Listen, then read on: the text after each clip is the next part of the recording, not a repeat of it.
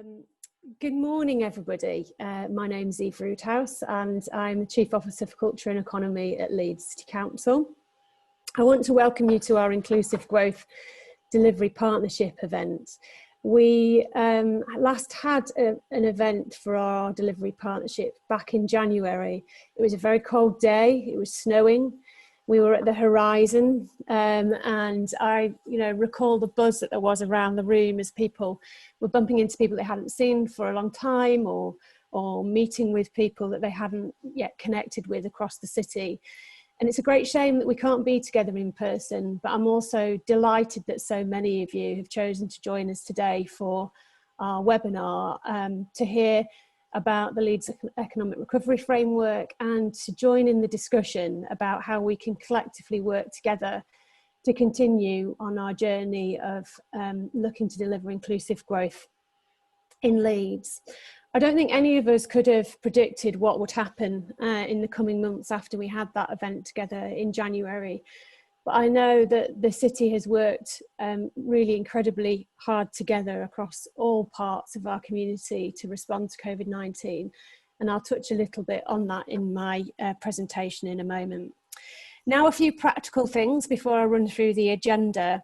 We are recording today's session and please do not record it yourself. We will record it and share it afterwards so that you can refer back to it, and it can also be passed on to those that couldn't join today. Also, we are recording the QA and the chat, so if you do put something in the chat or the questions, it will be recorded. That means that if we miss something, we can respond to it later, but just be mindful of that.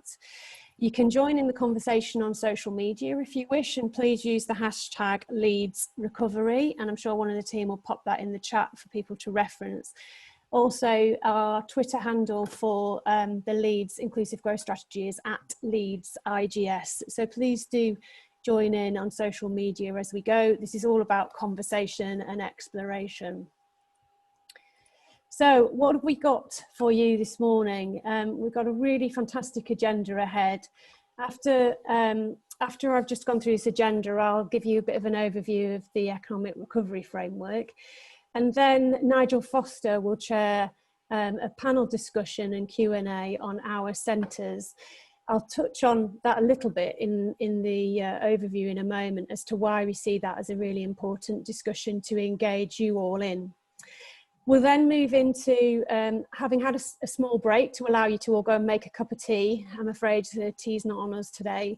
Then we'll move into a presentation and Q&A on the Leeds Anchors Network. And I'm absolutely delighted that Peter Slee, who's the chair of the Anchors Network, will join that panel along with James Goodyear. And we do also have two excellent speakers from outside Leeds to give us that perspective on the strength of our own Anchors Network, Rosie and Michael. Thank you to everybody that's contributing on our panels today. We do really appreciate you taking the time and the preparation that you've done for that. Finally, we'll have Councillor Judith Blake, the leader of Leeds City Council, and Tom Reardon join us at the end of the session. Sadly, they can't be here for the full session because, as you can imagine, there's quite a significant amount of council business at the moment. However, we are delighted that you'll be able to grill them at the end. Okay, so thank you very much. That's the overview. So I'll move on to give you a bit of a grounding around our Leeds Economic Recovery Framework. So just as a kind of reminder to what our strategic priorities are for the council and for the city, we have three pillars, as we call them. One is the Leeds Inclusive Growth Strategy and our ambition to deliver growth that's truly inclusive. So addressing the inequalities that we see in our economy. Secondly, tackling the climate emergency. So the council is committed to becoming net zero, and this is fundamental in terms of looking at our economic recovery and our commitment to becoming the best city for health and well-being and the Leeds Health and Wellbeing Strategy. When we came to start to write the Economic Recovery Framework, we agreed with our elected members and with partners across the city that actually these three strategies, if anything, are even more important than they were before COVID, So they remain fundamental and they underpin our economic recovery framework. In terms of just giving you a bit of a grounding as to the Leeds economy, I just want to remind everyone that whilst we are now into a really deep recession, and I will talk a bit about the changes on the labour market in a moment, we do still have strengths in our economy, and they are still there. So the Leeds City region is the largest outside of London, and it has the UK's biggest manufacturing employment base. So we often overlook our manufacturing strength, but it's a real kind of big part of our economy in Leeds. The reason often we don't kind of have it at the fore is because we don't have a big, what they call OEM. So we don't have a Land Rover, Jaguar Land Rover, or a large, or a Nissan, but we do have from real significant manufacturers across our city. We're the second largest hub for legal work and the third for financial services. And we've got an incredibly strong digital sector, which has been really resilient through COVID-19. It was growing faster than anywhere in the UK and employing 30,000 people. So that digital sector is in partly strong because of the broad base of our economy in Leeds and its ability to work with financial services, law firms, health, and so on, and be able to provide solutions across a whole range of sectors. As a city, we've got some significant opportunities in emerging green sectors, and recent research set out the expectation that we could see almost 34,000 new jobs in the green sectors by 2050. These things are all important for us to hold in our minds as we look at some of the landscape that we're now facing. Let's be clear, we're now facing quite a significant change in our labour market and a real challenge as a city. There were a total of 115,000 workers, that's just under 1/3 of the workforce, that have been furloughed across Leeds. And we've seen our universal credit claimants rise by 96% between March and September this year. That means that we've now got over 42,000 people in Leeds who are unemployed, which is an 81% increase. So we were in a situation where we had near full employment as a city, and we're now in a situation where every ward right across Leeds has got a significant number of people that are unemployed. And those wards where we had large pockets of unemployment are now in a situation where there is real significant unemployment right across those communities. Universal credit claims have doubled across all wards, and those kind of inequalities that we saw before COVID have been really exposed.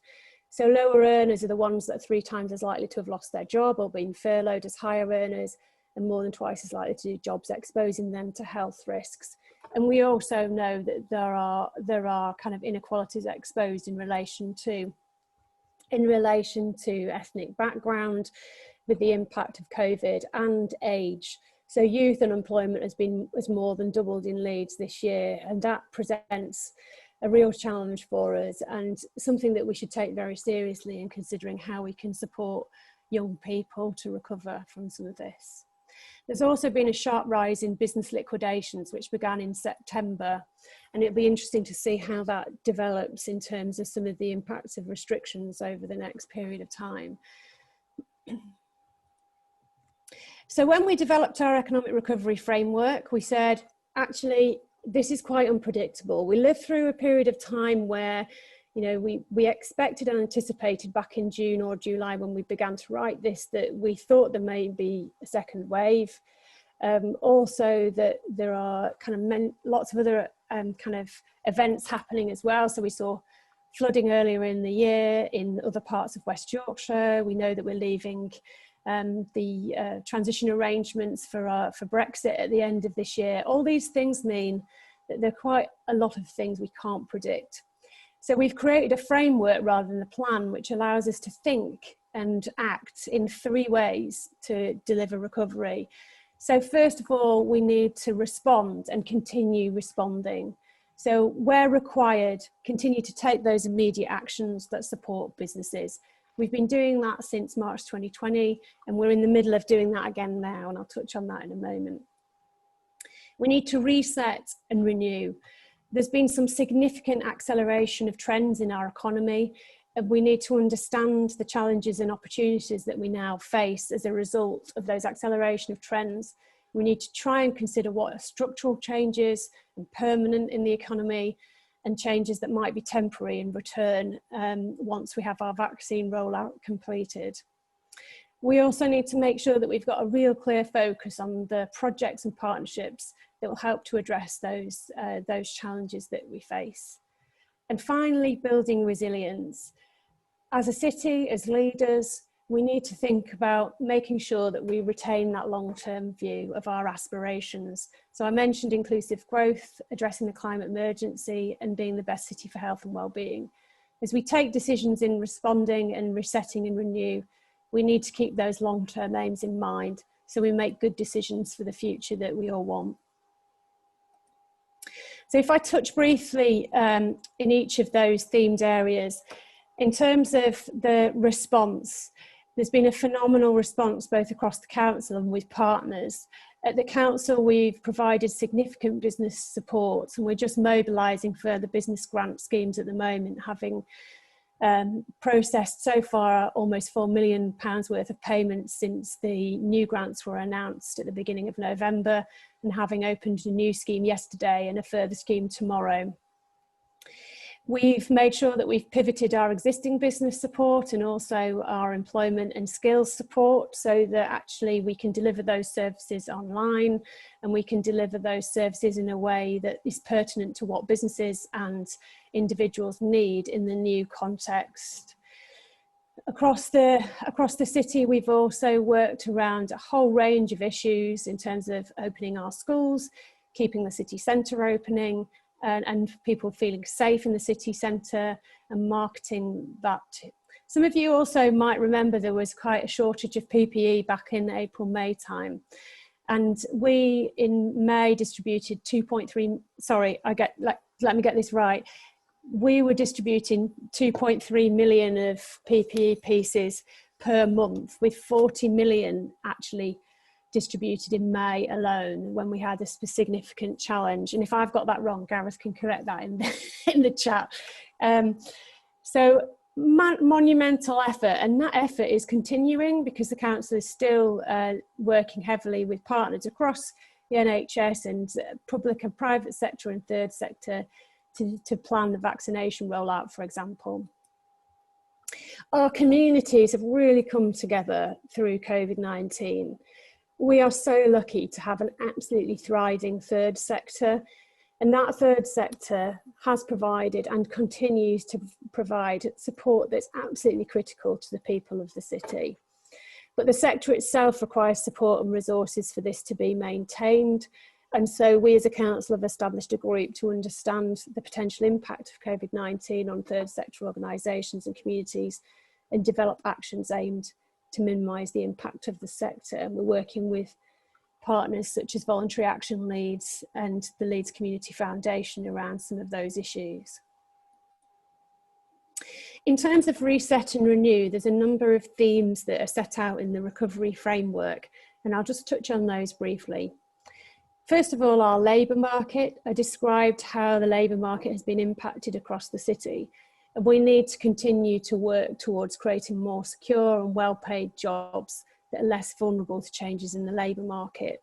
And we did be bringing forward more work and discussion with partners across the city to move beyond some of the work we've done already to ensure that young people and those that have become recently unemployed can access the services we've got, to consider how we can accelerate helping people get into parts of the economy where there is demand for jobs. In terms of health and communities, we're absolutely clear that we need to tackle the ever-increasing socio-economic inequalities. If nothing else, COVID has shown just how important it is that we consider the health of the poorest. We improve the health of the poorest the fastest in the city. And then on our centres, COVID-19 has changed the way that we think about place and how we use our spaces. And many of us on this call have no doubt engaged in some of that debate. Is it the death of the office? Are we now going to be at home 5 days a week? Where will we be doing our shopping in the future? I, for one, certainly don't think it's the death of the office. And I don't sign up to black and white debate about this, but I think there are opportunities, really big opportunities to explore, both in terms of for local centres and for city centres. And I'm sure Nigel and his panel will explore that in their part of the discussion. The other focus areas under Reset and Renew include transport and infrastructure. And many of you will have seen some of the interventions that not just Leeds, but other cities across the UK took to try and encourage and support active travel in the summer. And we're now at the point where we'll shortly be publishing our own transport strategy, which will set out how we're looking to achieve our aims of net zero through that route. We absolutely see culture as being key to our recovery. We want to capitalise on the opportunities that we can to stabilise and re-establish growth in the creative sector. And we remain committed to Leeds 2023, our transformational year of culture, which we believe can also support the recovery for hospitality and tourism in particular, as a focus for us over the coming years. In terms of our international profile, as we leave the transition arrangements and have left the EU, promoting a positive, dynamic and diverse outward-looking image of Leeds is going to be really fundamental. There's some great research from the British Council that says that if someone has experienced British culture, they are significantly more likely to actually invest or want to come and study or visit in the United Kingdom. So all of that is really important, not just because culture is valuable to us in terms of enriching our lives, but because it enhances other parts of our lives too. Finally, innovation. So we're a really enterprising city. As I mentioned at the beginning, we've got a broad-based economy, and we are an ideal location for innovative businesses to set up. Our demographics are pretty similar to the UK demographics as a whole. Our business base is also pretty similar to the UK business base as a whole. And that means that if you get your business going here and you're successful, the chances are it's going to be successful across the whole of the UK. So we want to build on that and encourage people from our city to make that step to become an entrepreneur, and I'll touch on that in a moment. So if I give you just 3 examples of partnerships and projects in this Reset and Renew area, first of all, our Anchors network, and I'm not going to go into detail there because again, we're dropping down into that topic in much more detail later. But just very briefly, there are 12 institutions in that network already, with over 58,000 employees between us and an annual expenditure in excess of £2 billion. So as a network, we can work together to really make a big difference in economic recovery, whether that's going back over our work on procurement and seeing how we can really support more suppliers based in our city and in West Yorkshire, or whether that's about how we commit to apprenticeships and how we support young people into work. In terms of the innovation piece, we, along with the wider city region, have been participating in the Massachusetts Institute of Technology REAP programme. That's the Regional Entrepreneurship Accelerator programme. We graduated from that programme in October, and that has given us a fantastic insight into the Leeds ecosystem. And as a result of that, we've launched a couple of programmes. We launched LEAP in the summer, and we've just launched Build, which is open for applications now. The LEAP programme is just a community for people that are thinking about becoming an entrepreneur. And the Build programme is what we call a pre-accelerator programme to help people who've got an idea that's formed at the early stages to get all the support they need to get that idea into a position where they can get their business a kind of give it an acceleration, if you like, in terms of their progress with that business. So I do encourage people to take a look at that. We've been working with the British Library around a British Library North presence, with the Temple Works building in the South Bank being considered as the location for that library. we secured £25 million towards that project, and that project has huge potential for transformation, not just because of the British Library creating a real hub for knowledge and for academia, but also because the British Library is very involved in business support through the BIPC, and they're involved in innovation. And they're also, the British Library in London, for example, is also a visitor attraction with exhibitions held inside. So we are really excited about that project. And for those of you that don't know, the British Library is actually already in Leeds, in Boston Spa. It has a site there, and that was the first British Library location before King's Cross, just after the Second World War. We're going to have a few little factoids in there, haven't you, as well? Okay, building resilience. I just wanted to underline some of the projects which will lead to having a more resilient economy. Investing in what is called a just transition is forecast to deliver 22% of jobs in Yorkshire being affected by moving to a greener economy. So it's our ambition to look proactively for where we can create jobs that those that might be displaced because of us moving towards a more green economy can go. Some of the examples of projects that are really contributing to the net zero agenda include our new city centre park, which we secured planning permission for around a month or more ago, and is now very much underway. And that's a really exciting project. And the council will take on the lease of that city centre park once completed, so that it will truly be a public space. We're also across the city at pace rolling out our district heating network, and currently exploring whether we can link more of our public sector buildings to that network as part of some of our projects to drive economic recovery. And some of you that are resident in Leeds have spotted some of the tree planting that's going on. Certainly on our staff Facebook group last week, people were asking about why there are some white lines drawn around various parts of the city, and that's because we're busy planting a significant number of trees to help address the climate emergency too. So just by way of kind of rounding up, one of the things that we've been mindful of quite some time is, how do you measure your progress in relation to inclusive growth? Because GDP, gross domestic product, and employment numbers alone don't quite do it. So I'm really pleased to say that we've been working with an organisation called the Social Progress Imperative, which is a global not-for-profit organisation. And with them, we're looking to adopt the Social Progress Index, which we plan to have kind of initial version of next year.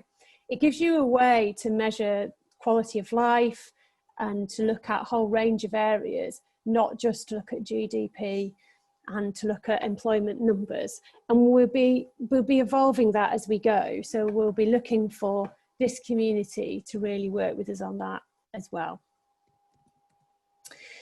And I must say thank you to all the organisations who made a pledge to support the delivery of our inclusive growth strategy, and some have recommitted in terms of economic recovery. And if you haven't yet made a pledge, we would love it if you did, and you can contact the team to do so. And if you want to refresh your pledge in relation to the Economic Recovery Framework, then you'd be very welcome to do that too. So at that point, I think I've just about nailed that in terms of timing, team. I'm going to stop sharing my screen so that we can move into the panel discussion. And I will look in the chat and respond to any bits in the chat if there's anything that we've missed or people want to follow up on.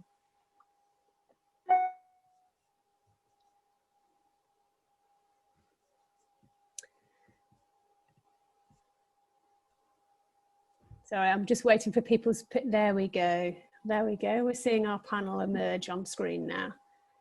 That's lovely. So I think when Nigel appears, I think I'm handing over to Nigel because he's going to facilitate the next session. Here he is. Thank you. Okay, over to you then, Nigel. Morning, everyone. Great attendance today. We're having a few problems with one of our panelists, but we are trying to get her on board. I think, as Eve said, this is not just about the city centre. This is about the whole of Leeds. And we've got a whole range of important centres and communities across the city. And we want to make sure that we reach out and have an impact on culture and the economy in all of those places. And that's why we've got our panelists here to share some of their views with us on what the future might hold. Rather than introduce them myself, I'm going to let them introduce themselves. I think that will save some time. They're going to give you a few minutes on what they think is important, and then we're going to take some questions from the participants. What we'd really like, though, is all of the participants to feed their questions and comments in, and if we're not able to get to them in this session, then we will be able to think about them in the as we develop our plans and be able to respond to you in the future on those thoughts. So without further ado, I'm going to go to the panel, and I'm going to go left to right from my screen, and I'm going to ask Mark Hollander from Leeds 2023 to give us some thoughts. Thank you. Well, you never know who's going to go first, and it ended up being me. Nice to see everybody. Thanks for your time. Yeah, Eve mentioned Leeds 2023 in her presentation. I'll just tell you a little bit about that, why I think it's vital to the recovery.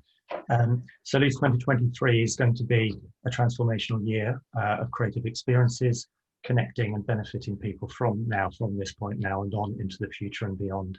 I started working with Leeds 2023 just a few days before lockdown. Whilst my job is to look forward and plan ahead, I've had to do this whilst watching decades of growth and development in arts and culture in this city viciously cut back by the pandemic. I've seen artists out of work with no clear prospects for employment. Performers are being encouraged to retrain and relinquish their previous years of training and dedication to their practice. Extraordinary arts projects, seen so many of them cancelled over the last 9 months, and often the creators involved in those projects are left unpaid. But arts and culture is a bit like nature. It has a habit of filling the gaps and the cracks that form around it. You can cut it back, you can hack away at its roots. Its natural inclination to survive and grow back eventually wins out. And often that's with a new voice and with new ways of working. So despite the desperate situation that so many artists find themselves in through this pandemic, there have been inspiring signs of growth. We've all seen how voraciously people from all backgrounds have taken to culture for solace and for inspiration and for laughter.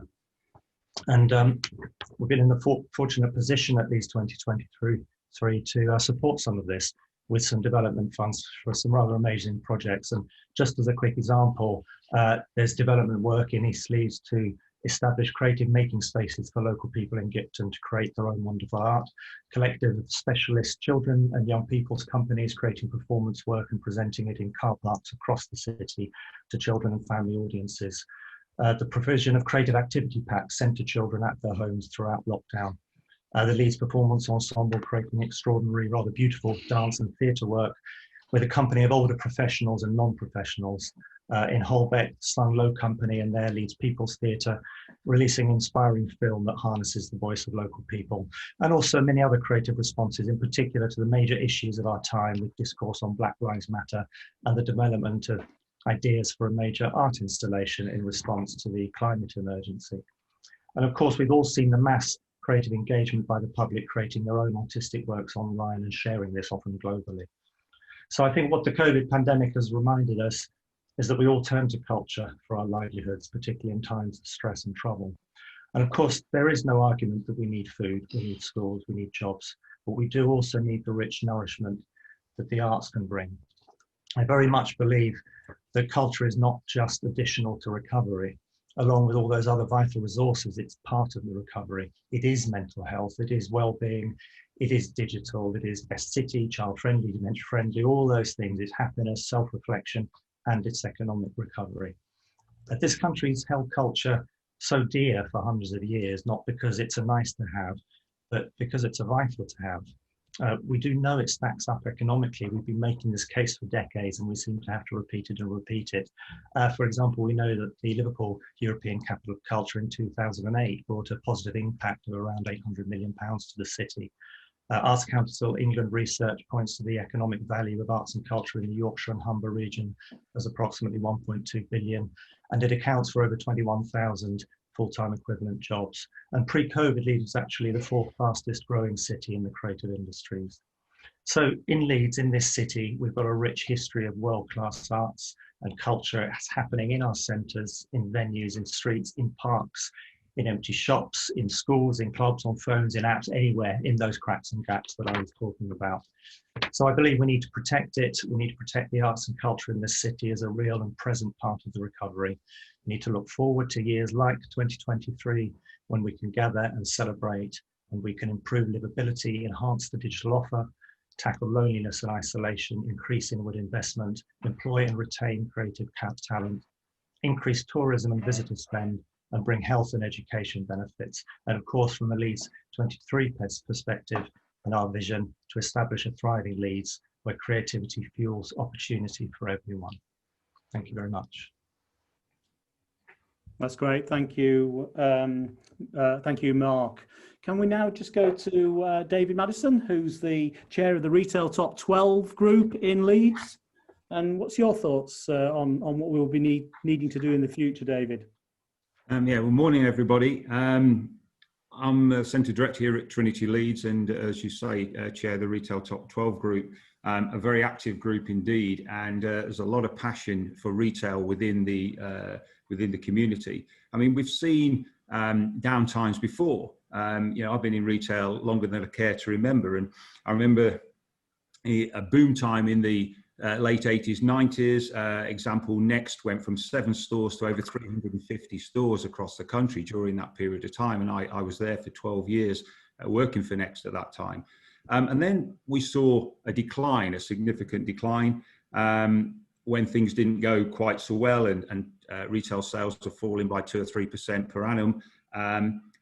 And then things picked back up again. And then we saw 2008, where we had another recession and the cranes came down. In fact, this very shopping centre had the cranes taken down and it didn't happen. And then in 2013, the centre opened and it was a major success. In fact, won Global Shopping Centre of the Year, which is terrific. I wasn't around, so I'll do a bit of a John Terry and claim the trophy, even though I wasn't there. But joking apart, you know, it was great for Leeds. And then in 2016, Victoria Gate opened, and Victoria Gate, you know, was a huge success. And they also won World Shopping Centre of the Year, which is terrific as well. So how many cities can say that their retail sectors have world-class shopping centres? And we do in Leeds. I think, you know, very positive. Retail sales. We're actually grown and have become the 4th biggest sector for retail across the UK as well. I think that's something we should be very, very proud of. But along comes COVID, and then it hits us for 6. And like every other major city centre, we've had the problem of lockdown, and we've had the problem of stores not being able to trade.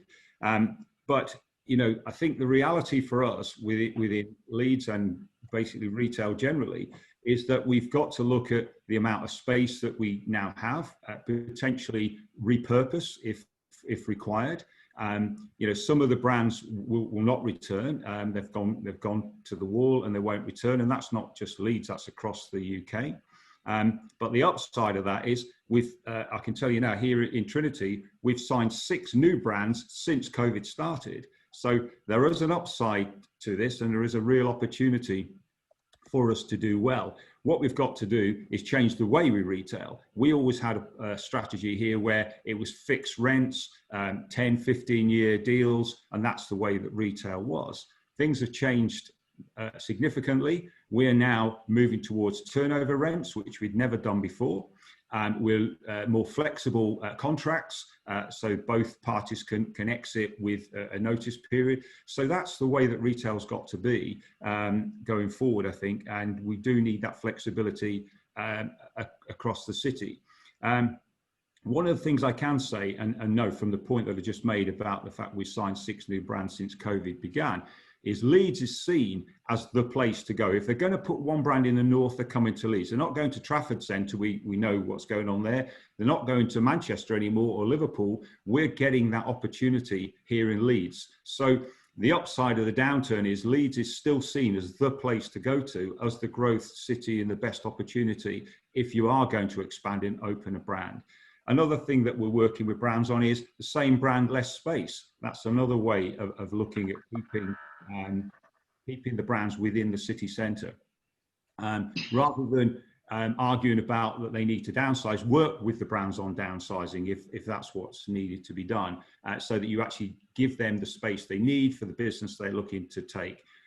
Equally, there are brands like Primark, for example, that are absolutely trading their socks off before the lockdown, will continue to do so again post-lockdown. So a lot of very strong positive things that are going on. But one of the brands that we brought in as well is a click to brick. So actually sort of reversing the trend, you assume it's all going online, but a lot of the brands that are online also want a visual presence within the city centre as well. So that's another opportunity that we're looking at. Mark referred there as well to the sort of mental health side of things. One of the things that British people love to do is to shop. We love to go shopping. We love to meet our friends out and about, meet for a coffee and a cake. Goodness me, we're all fed up and not being able to meet our friends and go for a beer or go for a glass of wine or dinner or whatever else. So we certainly saw that when we had the Eat Out to Help Out. We broke record figures. So the British public want to go back into city centres. They want to go shopping. They want to eat out. And I'm sure as soon as we get this vaccine through, and God willing, that will happen in 21 early, we'll see retail really go back to its best, and Leeds will stand out. I honestly believe Leeds will stand out from the other cities because of the things we're talking about, because of the culture within the city, and because of the proactive leadership we get from our city council as well. I do believe that Leeds will come out stronger. That's excellent. That's a really positive note. We need lots of that around at the moment. I mean, we've had really positive views from Mark and David there. John, over to you. I mean, you've obviously experienced a thriving city centre and thriving district centres, and now much quieter than perhaps they have been. What's your thoughts on the future? Good morning, everybody. Thank you, Nigel, and thank you, David, for plugging the council's leadership. I think that's a good thing to say, but clearly it's a collaborative approach across the city centre. Just by way of introduction, I lead up the city centre management team at the council, and myself and my team, our role is to sort of bring about kind of curation, collaboration, connecting partners, and making city centre a key place to come to. So thank you, everybody. Great to see 128 people on this call. Clearly, everyone's keen on where we've got to on the Leeds Economic Recovery Framework. My take on things, Nigel, to the group. I think really clearly the reality is that in a short few months, the pandemic has changed the city and town life as we know it. The rumors of the death of the high street are much exaggerated, I think. I think both speakers before me have covered that, and he has referenced that as well. Things will change, things will be different. We know that, but it will be quite a lot of opportunities for us to kind of rework and reshape, and as the framework refers to, kind of reset and renew our approach. I came across an interesting quote really in getting ready for this panel. It was from an American baseball player who said, the future ain't what it used to be. And I think that kind of encapsulates where we're headed in terms of my thoughts. Whilst there's been change through the pandemic, I think what has happened is that it has hastened or magnified trends that we're already seeing in city centres and towns and districts. So the impact of online, working from home, shopping local, these were trends that were already taking place well before the virus. And what's happened is these trends have been magnified because of the changes to our kind of social kind of construct brought about by the virus. So predicting future of cities is a very risky business and quite difficult to kind of get right. But my view is actually that cities are always in a constant change. There's a constant evolution and flux. That's what history tells us. But we know the biggest strength Leeds has is actually its resilience. I mean, coming out of the 07-08 financial crash, that was evidenced quite clearly from the way Leeds came out fairly quicker compared to other cities of the same size. And there is this thing about clearly the theory of the third place. So our first place, all of us, is our home, right? And Englishman's Castle is his home. And we all want that kind of that place to be. So that's our focus. Our second place is our place of work. And we all have to work to maintain a standard of living. Now, where we work is changing. But the third place, which is actually arguably one of the most important places, is where we choose to spend our time, where we choose to spend our leisure time. And that's entirely in our control. And there will always be a need for that third place. And that isn't at home, and that isn't at a place of work. It is a separate place where you go to spend your leisure time. So I think city centres will continue to thrive as a third place. How they do that clearly is important. So what are the opportunities? Well, we have the opportunity now to reset, a quieter, a cleaner, a safer, a healthier, a more walkable, a more bikeable, a more greener space. That's what city centres do. It's a new opportunity for us to look at all those things anew. And all those fit under clearly our kind of overriding strategy, pushing forward the inclusive growth, managing obviously the climate change emergency challenge, and thirdly, health and well-being of all of our citizens. That's great, John. Thank you very much. We're having technical problems with one of our panelists, Rachel Kennedy, who's the Morley Town Centre manager and also the mayoress of Morley.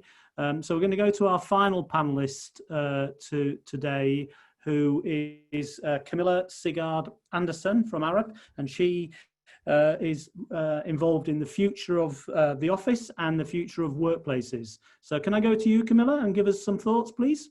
Yeah, absolutely. Thank you, Nigel, and thank you, Mark, David, and John. Mark, I really loved your sentiment about how arts and culture is like nature, it grows in the cracks.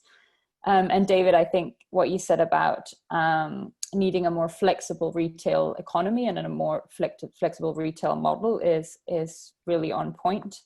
And then John, lastly, when you're talking about where we choose to spend our time, I think this is really interesting in the context of what I'll talk about today, because the office is kind of becoming a place that you have to choose to spend time in moving forward, is what our research shows, because the times of our employers demanding us to be there from 9 to 5, that relationship has kind of been broken by COVID, and people's expectations have completely changed. And so at Arup, I work with kind of urban innovation, and I work across town center redevelopment, innovation districts, mobility systems, arts and culture. Libraries have a special place in my heart. But also, I've been looking at kind of what does the future of the workplace look like, and specifically what does it look like in the context of cities, and in relation to what happens in public space and in the urban realm. And we recently published this report in collaboration with iPut, that is kind of one of the biggest, if not the biggest, real estate developer in Dublin, creating kind of Category A type office buildings. And I just want to talk to you a little bit about some of our findings from that now, and where we think office design has to go in the future. So up until about a decade ago, if you thought of a workplace for kind of a knowledge economy worker, you probably thought of a glass and steel office building, kind of jealously guarding the employees housed within, and lined up at rows and rows of desks in open plan spaces.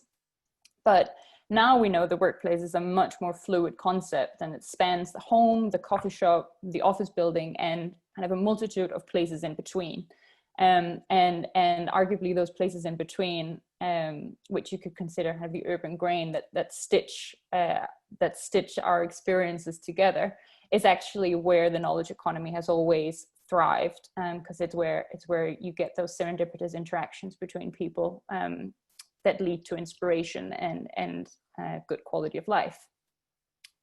So the pandemic has accelerated existing trends, in particular the digital transformation of our working habits, from needing to have everyone in one room for a meeting, to doing everything on Zoom, much as we are now. And this is impacting the central business district of our cities, and particularly places where the dominance of monofunctional office buildings is revealing a deficit in the resilience of those places. Because people obviously haven't been able to go to the office, but in the future as well, it'll be much more of a choice whether they want to. So our research sought to address how the office can adapt to support a new style of working, where people are looking for a range of different settings to conduct their activities. And it also discusses how the office building can adapt to make a greater contribution to the social, economic, and environmental resilience of our towns and cities. So we commissioned YouGov to conduct a survey with employees across Great Britain, specifically office-based employees, typically office-based employees. And what our findings really confirm that the shift to agile working between the home and the office is likely to be a permanent one. So half of the typically office-based employees that have worked from home at least 3 days per week during the first lockdown that we had in the UK want to split their work equally between the home and the office in the future. And 28% don't want to return to the office at all. And only 9% of those people that have worked from home actually said that they want to go back to the office most of the time. 9%, so about 1 in 10. However, most people also say that they see a value in being at the office at least some of the time, and 84% of people said that there are social and personal benefits to sharing a physical environment with their colleagues and managers, and 79% say that there are professional benefits. And many people were concerned about missing out on promotions and opportunities for advancement by being out of sight and mind, and in particular progress in building diverse and inclusive workforces could be set back if people start staying at home more. We found that, and this shouldn't be surprising, but it is in some ways, because we've been very successful in creating a narrative in our culture that work and life are two completely separate things. But actually what we discovered is people's work needs are much the same as their needs for living a good quality of life. And people come to the office to be social. Or they come to the office to think and reflect, or they come to the office to collaborate with people on challenges that you can't solve in isolation, which is most of the challenges that we face in our societies these days.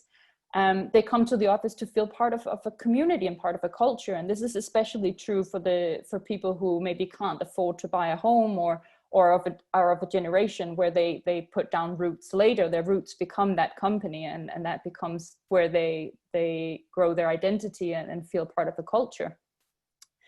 And people come to the office, or they go to work to learn and to develop their skills and to acquire new knowledge and to feel that they're growing. And these are all needs that as human beings we just have, and work just happens to kind of satisfy part of that, because we do work for half of the time that we're awake. So our study concludes that there's a need for a new design practice that sits between the traditional workplace design and public realm placemaking. So we focus this practice on the urban realm between the office and the home, where the knowledge economy naturally thrives from the serendipitous interactions of diverse people. And we've called this workplace making, which is just an amalgamation of a lot of different words. But workplace making should seek to create places that attract people, that promote interaction and knowledge exchange, and that make a social and economic contribution to the neighborhoods that they're in. And this is to counteract the current setup in which commercial buildings tend to be designed to keep the employees of these places confined, with heavy security systems and introverted building edges, few offices contribute to the surrounding environment from which they actually thrive. And this is due to the fact that employees are not really fully aware of what their workplace's surroundings has to offer, and they're not actively engaged with that local neighborhood. So from our research, we found that when people choose a place to live, the quality of the environment is at the top of their list of considerations. But when they look for a job, the environment barely weighs in. Even though we know that by the time you sit at your desk, the inspiration that you have to do your work, and especially if your work kind of relies on you to be creative and to think of new ideas to old problems, then that inspiration would have come from your journey to that place, would have come from running into someone on the street corner, even whether you realize it or not, or just come from walking through a park. So there's an urgent need for companies and commercial developers to really rethink the appeal of the office in the short term. And then there's this kind of unique opportunity for all of us to reassert the value of the workplaces for the future, and to do that in a way so that the way we kind of live and work is a lot more integrated and weaved into this public realm. And I think I'll stop there. I hope that was about 5 minutes. Thanks, Nigel. Thank you, Camilla. I'd like to thank all of the panelists, because they've all tried to keep it as brief on a very complex subject. I think what I'd also like to thank them for is giving us some really positive messages. We've had quite a lot of different questions coming through, but the messages that have come out, I think, uniformly have been positive, but there is a need to change. And I think we probably all knew we needed to change something, and perhaps the virus has been the catalyst for prompting a faster and a more radical change than perhaps we would have done if we didn't have that sort of So I want to go to some of the questions, if that's okay, and I'll go to the panelists for their thoughts on these, and if they give us a brief response, that'd be really helpful. So one of the ones that have come in is for you, Mark, really. Dawn Fuller has asked about what could cultural organisations look like in the community. How can we help build up their capabilities and their engagement? And what would a civic community wealth building model look like for Leeds? I think you're on mute at the moment. Yes, that old mute trick. Yeah, I mean, as we build our programme, there was another point I saw in the chat around how we ensure that it's just not the same old work for the same old people. And I think my response probably speaks a bit to that. I mean, we already have organisations working right at the heart of communities. Often these organisations that are not shouted about, they don't shout about themselves. They're doing really deep work in trusted relationships within communities, whether that's in schools, within community centres, with people in residential locations. So it's already kind of happening, and I think part of our job is to help build capacity to do that, and we want to start to mobilize artists and have artists working individually within communities I suppose in a kind of co-creative way, a co-collaborative way, and that I think is part of the development opportunity that Leeds 2023 brings. We do have resource to start reactivating artists to work at the heart of communities, and artists who come from those communities as well. So I think for me that's the sort of key, is there's a sort of relational importance between communities that we're working in and the artists that are working in those communities, the work they make together.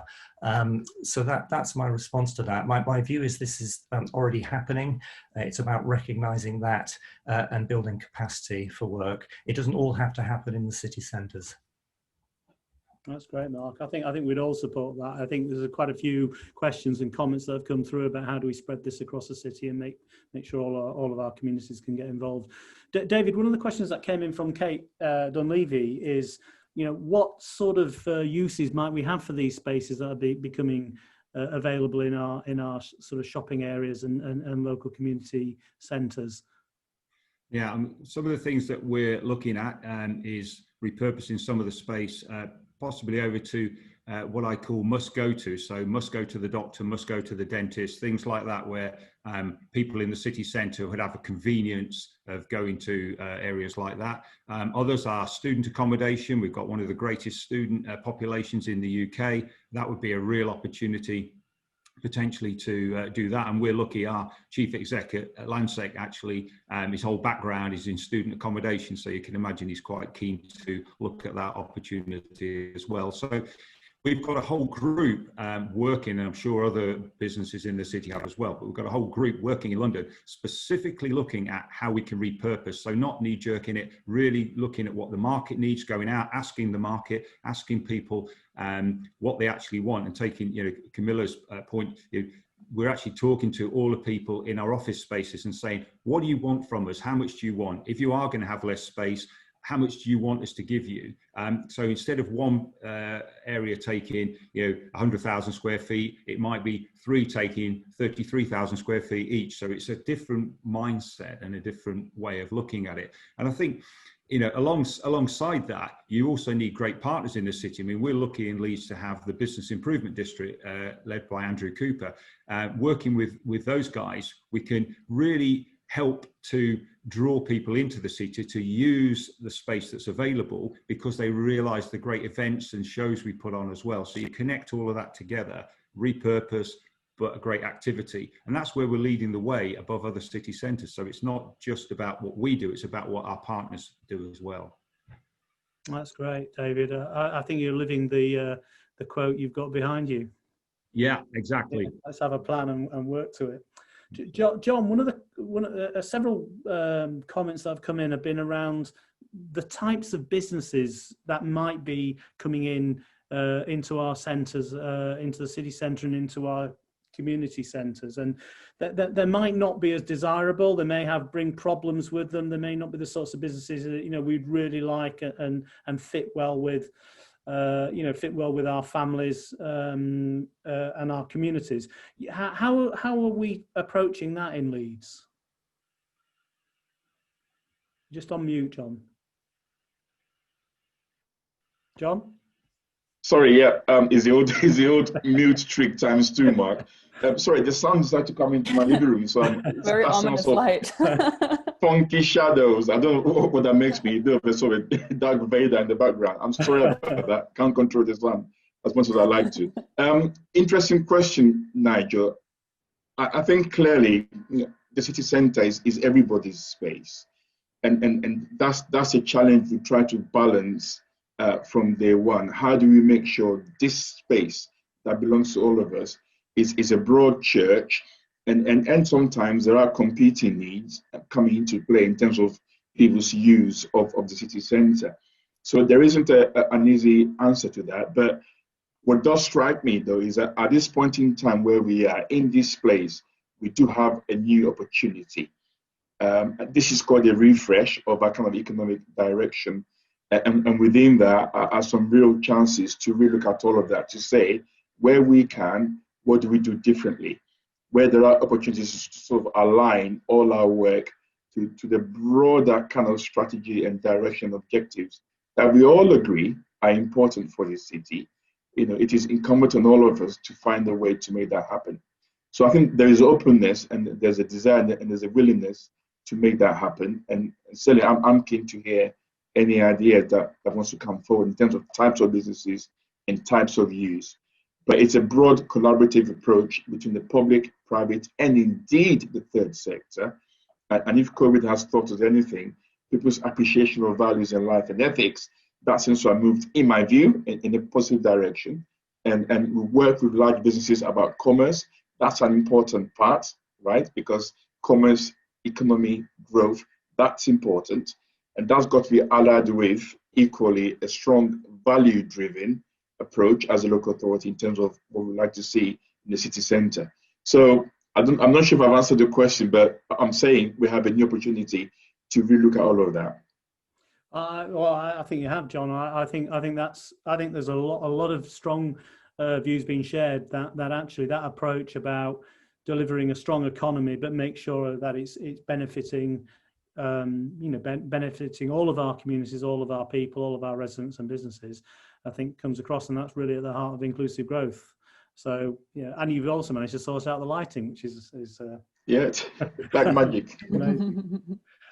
Camilla, a question that came in and it was directed towards you is, and I think it follows on neatly from what John was just talking about, is what sort of infrastructure? I mean, we've all found that we've had to deal with our infrastructure, our personal and our family infrastructure in a different sort of way. And sort of the questions around, you know, what happens around creches and nursery facilities and other facilities that families and people in work might need, or that people, you know, in education might need. How do we bring those into our communities and into our, but not just our city centre, but our district centres, to make sure that people have got that support sort of infrastructure in place to enable them to pursue what they're trying to do outside of their family life, perhaps? Yeah, that's a really good question. We heard from David that there's potentially quite a lot of empty retail space that could be repurposed to support more community required functions, or kind of the functions that are required for people to live, which are places like creches and doctors and nurseries. And I think what we're seeing now is it is a move towards more multifunctional places in general. So the places where people live, which have all of their kind of living amenities of parks and open space and places for leisure, are probably required to incorporate more opportunities for working and more opportunities for collaboration, potentially places where people can go to get their laptop fixed. And if it breaks, if people are working from home a few days a week, or maybe they're not working from home, maybe they're working from the community space, and that community space takes on that second function of being an economic engine of the neighborhood. And then similarly for the city centers, to become places that aren't just about driving the economy in the form of retail and work, but also are about places that support people to kind of work and live in greater balance. And in some of the things we've talked about now as well, that both Mark, David, and John commented on, about ensuring the equity between communities. I think the city centre is quite fantastic in its ability to bring together really diverse people, and there is a bit of a danger with the situation we're in now, that people become confined to their neighborhoods. And if you're someone that lives in a nice neighborhood, then, you know, good for you. You probably have quite a bit of space in your home. You've got a nice coffee shop on the corner. You've got a park you can visit. But if you're someone that lives in a place that doesn't have these amenities, what does that mean for you? And if you don't have the opportunity to rub shoulders with the person that comes from a different kind of economic band than you, there's kind of ample evidence to show that will negatively impact your opportunities for progressing and for moving your own and for your own economic upwards mobility. So I think as urban planners, the public realm and the ability to stitch these places together, and the ability to give people the option of accessing places of employment, accessing places where your children can be taken care of, accessing healthy food options, that becomes even more important in this post-COVID world, where most of our choices are becoming optional choices, and the option to leave your house is now an active choice, because there's not an employer with a policy telling me to go to work. I hope that kind of answers that. It touches on a little bit more than just that question, but I think it was important to talk a little bit about the role of the city centre as well in increasing the equality and diversity and understanding between citizens. That's great. Thanks, Camilla. We've got 5 minutes. I'm going to go to each of the panelists as a final hurrah, so they can all get a chance to say something. I think we've had a very positive discussion. I think there's some great comments coming through. I think we're all recognising the importance of having a full range of amenities and as part of mixed use places. I think everybody's emphasised that. Everybody's been positive about the future of our centres in Leeds and our city centre, which I think is strong, and everyone has recognised the importance of partnerships in delivering this. So I'm going to go around the panellists. I'll go as we starting with you first, Mark, and then moving to David, John, and Camilla, two particular questions. If there's one thing you could institute now to drive forward the culture and the economy of the city, what would you do? And then what role in tackling climate change have in delivering a bright future for Leeds and our centres? So if I go to you first, Mark. I think in terms of culture, this is about liberating voices that haven't been liberated before. There was a point in the chat, I think, around, and I mentioned it before, about not same old work, but same old people.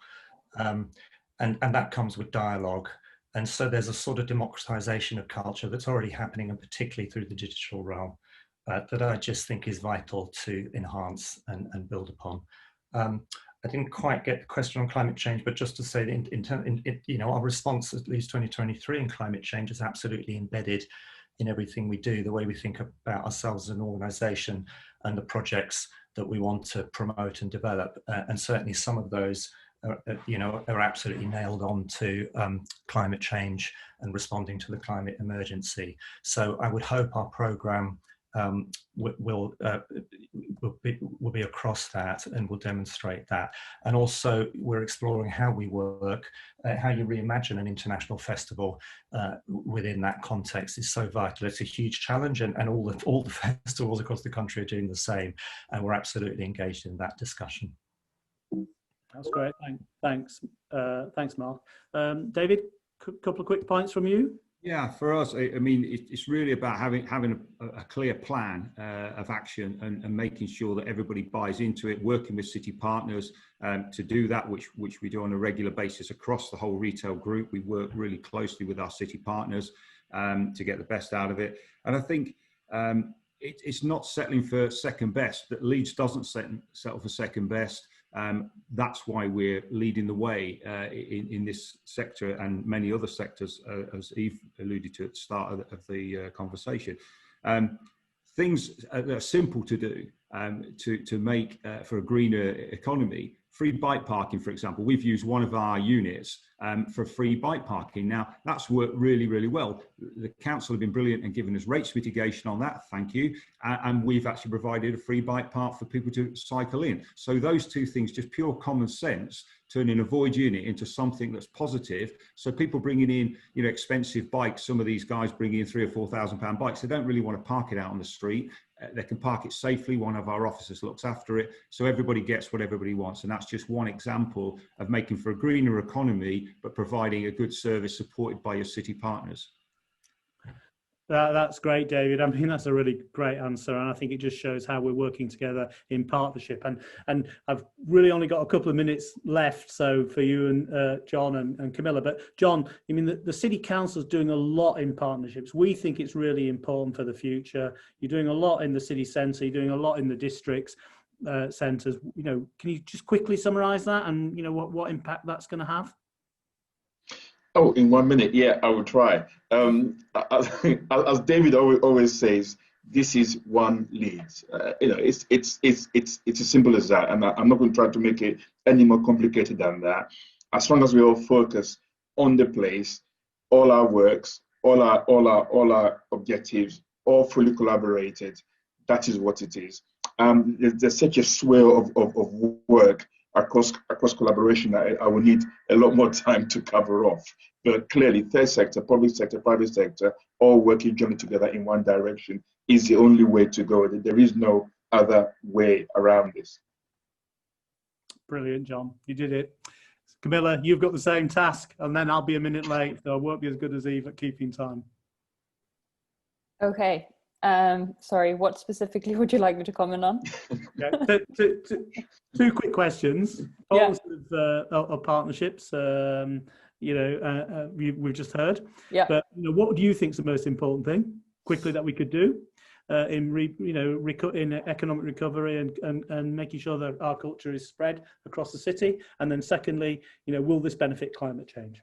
Great. Okay. Thank you for reiterating that. There's just so many good comments. I forgot the original question. So I think the most important thing you could do is to always ask, what more can each asset do? What more can each thing that we do? So if you're building a new building, it's not just a building that does one thing, it's a building that does multiple things, and it's a building that helps mitigate climate change, and it's a building that helps improve cycling and active travel.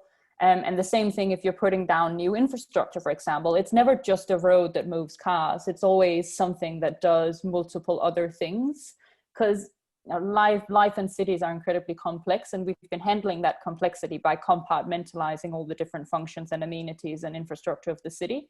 But I think we need to move away from that now, and I think we've become smart enough to know how to do that now, and we've got technology and digital systems to help us with a lot of that. And I think that will help kind of bring us back together as one community where everyone can thrive together. That's great. Thanks, Camilla. I'm going to finish on that note. I want to thank all of our panelists. We can't do it in the usual way, but thank you for some great insights. Most importantly, some great positivity. I'm going to also say thank you to all of the participants. There's a lot of great chat. There's a lot of great comment. I understand there's a great amount on Twitter as well. We are going to get back to some of the questions that have been raised after this session because they raised some really important points. And we are looking forward to working in partnership with all of you to drive the sort of positive changes that we've all been talking about this morning. So I'm going to hand over to Eve and look forward to seeing you all later. Thanks, Nigel. And just before we round off that session, I just want to let you all know that we are going to start a conversation around this topic. So anyone that wants to contribute in more detail with their thoughts around the future for the city centre and our district centres across Leeds, we will shortly be launching a way that you can do that. So if something has come to mind from the panelists today in discussion, or if we haven't touched on a topic that you think is really important, there will be an opportunity for you to share your views, and we will make sure that everybody that has been participating in this event that's highlighted to you how you can do that. So now we have time for a short break, which personally I think is wise to build in when you've got a 2-hour session. So what we'll do is if people, the speakers will just pop our cameras off, and we'll put our cameras back on at around 10 to. So, and I'll start just after 10 to. So you should all have time to just nip and get a drink or answer that call of nature and come back to us for what's going to be an excellent panel session just after 10 to on our Leeds Inclusive Anchors Network. So see you all again shortly. Okay, everybody. Hopefully you've all had a chance to get yourselves a cup of tea, and take that break, stretch the legs, maybe run around the block or the garden if you were just activating your legs. We're now going to just kick off with the next part of the agenda, which is a session on the Leeds Inclusive Anchors. And I'm absolutely delighted to have some fantastic guests on our panel for this discussion. So firstly, I have Peter Slee, who's the chair of the Leeds Anchors Network, and he's also the Vice-Chancellor at Leeds Beckett University. I also have James Goodyear, who's the Director of Strategy at Leeds Teaching Hospitals Trust and is part of the Anchor Network. We have Michael Wood, who's the Head of Health Economic Partnerships at the NHS Confederation, which is a national organisation, and Rosie Stock-Jones, who's a Senior Research Analyst at the Centre for Progressive Policy. So I'm absolutely delighted that you were able to join us this morning for this discussion. And rather than me explaining what Anchors are and the Anchors Network is, I'm going to initially hand over to Peter. Now, Peter is, because of the constraints of Leeds Beckett's firewalls and risks around cybersecurity, Peter is with us via phone, so you won't see Peter's face, but he does have a lovely voice to listen to. So I'm going to ask Peter, first of all, to just introduce himself and to talk a little about the Leeds Inclusive Anchors Network. So over to you, Peter. Well, thank you very much, Eve. You put it nicely. Others would say that I've got the face for radio. So I'm sorry that I'm not able to join you by the normal link, but I'm with you by phone today. So I'm Peter Slee. I'm Vice-Chancellor of Leeds Beckett University, but also have the honour of being the chair of the Leeds Inclusive Anchors Network. The Leeds Inclusive Anchors is a network of what I would say were public service organisations, all of whom are rooted in Leeds and not going anywhere, hence the notion of an anchor. And we've agreed that we'll all work together to try and increase the positive impact that we have on the Leeds economy, but in particular on the whole strategy for inclusive growth. So how can we support people who are less advantaged in our city to grow, to develop, and to increase their ability to contribute? There are 12 of us at the moment in the network, but the network is open to more members. And as Eve said in her introduction at the start of our meeting today, we employ almost 60,000 people, and we have a combined purchasing power of more than £2 billion.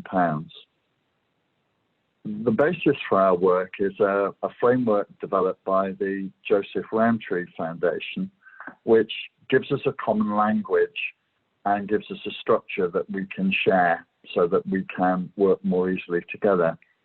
And it's got 4 dimensions to it.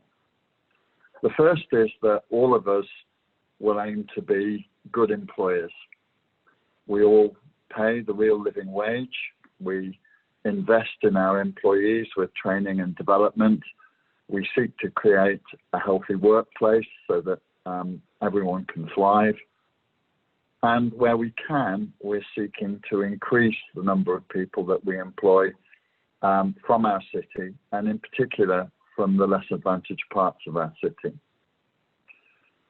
Secondly, we're looking to make our estate footprint have a wider benefit for the city as a whole. We can explain how we do that, but the issues, for instance, around the district heating network that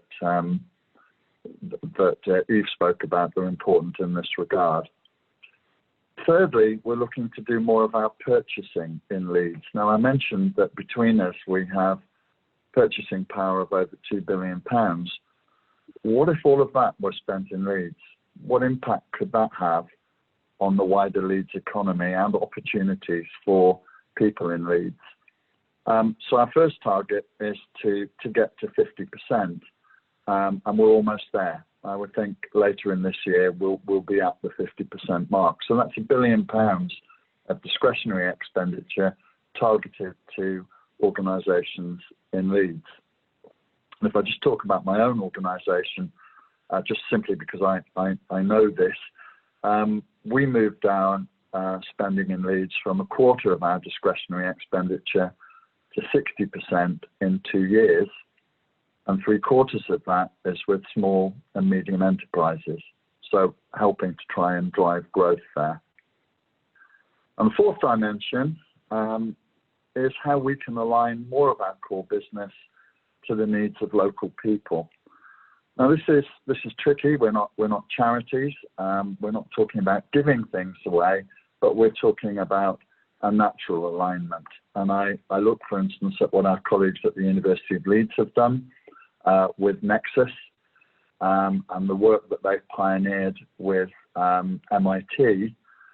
And here we're seeing an organisation with an enormous amount of capacity in terms of knowledge and skills and understanding, aligning that to the needs of local businesses who are in a position to grow. And it's an astonishing piece of work that they have been able to do.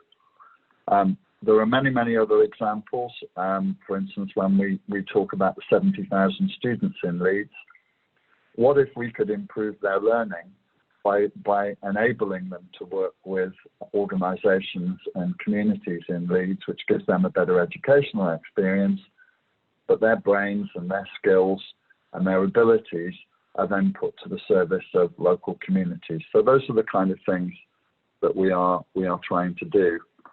We've been working then through these 4 dimensions, and so it sounds a bit more like Einstein here with relativity, but with 3 phases of work.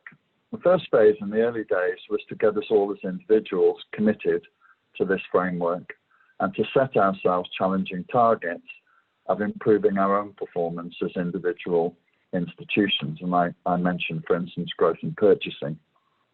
The second stage, which we have worked through pretty well so far, I think, is how we collaborate. how do we get 1 and 1 to make 3?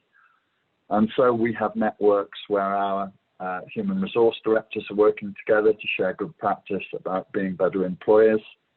Our purchasing directors are working together to develop notions of social value, which allow us to direct our purchasing and target it more to needs in Leeds. But also, for instance, to collaborate about working down supply chains and to support small organisations to become stronger. Our estates directors are working together to join up some of the work that we're doing, and you'll see, for instance, I'm sure James will talk about the development of the new hospital, but the way in which the resources that become available through land and buildings, we can collaborate together to make sure that what they're used for when they're redeveloped actually works in the context of the anchor approach. And finally, all our communications directors are also working together so we can join up messaging, and around issues like COVID, that has been very, very powerful. Stage 3 of our work that we're just beginning to develop now is to see how we can align all of this to the needs of some of the more deprived communities in Leeds. And we've been talking to community leaders to try and understand some of the challenges that they face, and also to help understand what they think could be solutions to those problems. And James can talk, for instance, about an astonishing piece of work that the hospital has done with the local community in terms of employment. And we can talk about some of the alignment that's beginning to happen in, for instance, in New Wortley, where we can work through the community action groups that are set up there to try and improve outcomes for people in that part of Leeds. So that's an overall introduction of who we are, what we do, and what our plans are, and I'll turn back to Eve now.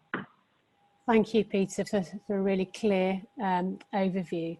So next, I'd just like to invite James from Leeds Teaching Hospitals Trust to just give a bit more of an insight from a sort of organisational specific point of view of being part of the Anchors network, and cover some of the work that the Trust has done through the network. Over to you, James. Thanks, Eve. So first of all, I should say it's been hugely positive being part of the Anchors network and working with Leeds Beckett, Leeds City Council and the other partners. You might ask, why as a hospital should we care about inclusive growth? Well, firstly, I guess it's the right thing to do. We want people in Leeds to live healthy and fulfilling lives, and that means that a strong economy, high quality jobs and education are all important. But secondly, it's in our business interest to do so.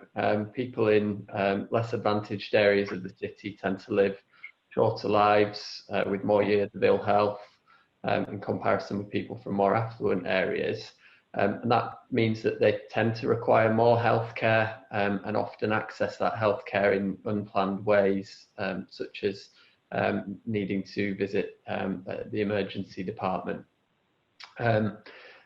We've also in healthcare got something of a workforce crisis, which means that our routes into employment and the way that we bring people into health and care careers are really important for our ability to provide care. So at Leeds Teaching Hospitals, we spend around £1.4 billion each year, and we're one of the largest employers in Leeds. And being a member of the Anchor network has given us practical opportunities to make the most of our economic influence and try and improve our city. So what have we done? As Peter mentioned, one of the initiatives that we've tried to take forward is working with our local area and local communities. In this case, St James's Hospital is based in Hare Hills and the Lincoln Green area.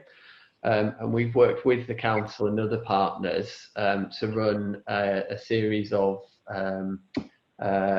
employment I guess outreach workshops promoting opportunities to work in health and care to local people, supporting them to join employability courses and where necessary supporting them to access English as a second language courses. And through that, we've been able to recruit over 3 cohorts in the last year or so, around 70 people into health and care roles in our estates and facilities teams, and indeed as care support workers, helping to care for our patients in the hospital, which has been brilliant. That approach is now being rolled out across the health and care organisations in Leeds, all of whom are also members of the Anchors network, through an initiative called the Leeds Health and Care Academy, which is also supported by the universities. In addition to this, we're one of the largest employers of apprentices in the NHS, and that's provided a great route to give people the skills and training that they need to take up careers in health and care.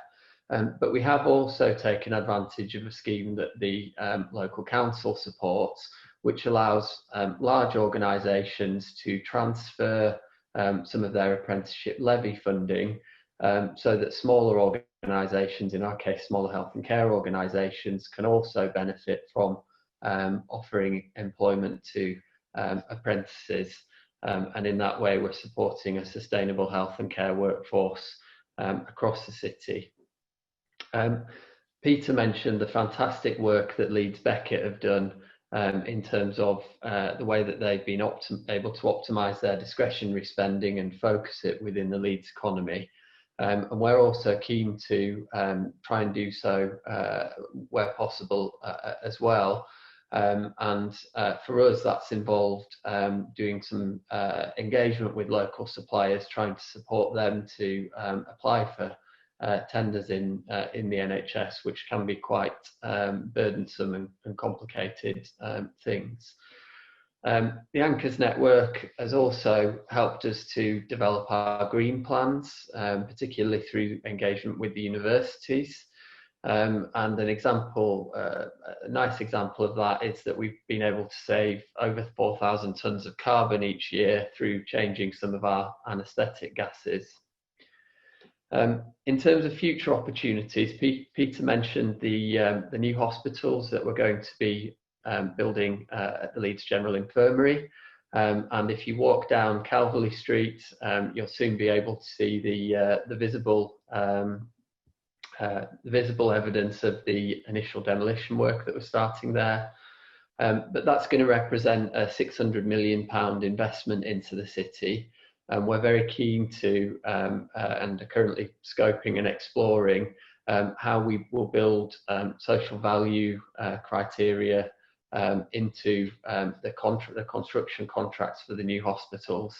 And we're also looking at how we can redevelop the estate that will be released on the Leeds General Infirmary site to contribute to the Leeds Innovation District and the city economy.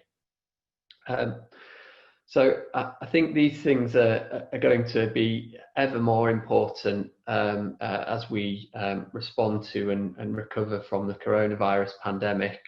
Particularly skills interventions, so that people from Leeds are ready for the future of work and are able to access good quality jobs. I guess we know that the public sector doesn't have a monopoly on this kind of stuff, and that there's already a lot going on in the private and third sectors, even if sometimes it's called a different name or badged under a different language. So I think there's going to be a lot of opportunities in future for the anchor partners and other interested organisations in the city to work together. Yeah, very pleased to be able to say a little bit about the actions that we've been taking so far as a member of the network. Thank you. Thank you, James. That was fantastic. I think a few people picked up on your comment around carbon impacts, reducing carbon impacts. It's certainly something I haven't heard you touch on before, so quite exciting just to also think about the climate emergency aspects of what we might be able to achieve through the Anchors network. So I'm going to go to Michael now, and Michael, obviously not everyone on the call is from the NHS, so you might want to just briefly explain what the NHS Confederation is too, before you kind of give us a bit of a kind of outside-in perspective on the Leeds Inclusive Anchors Network. Thanks, Michael.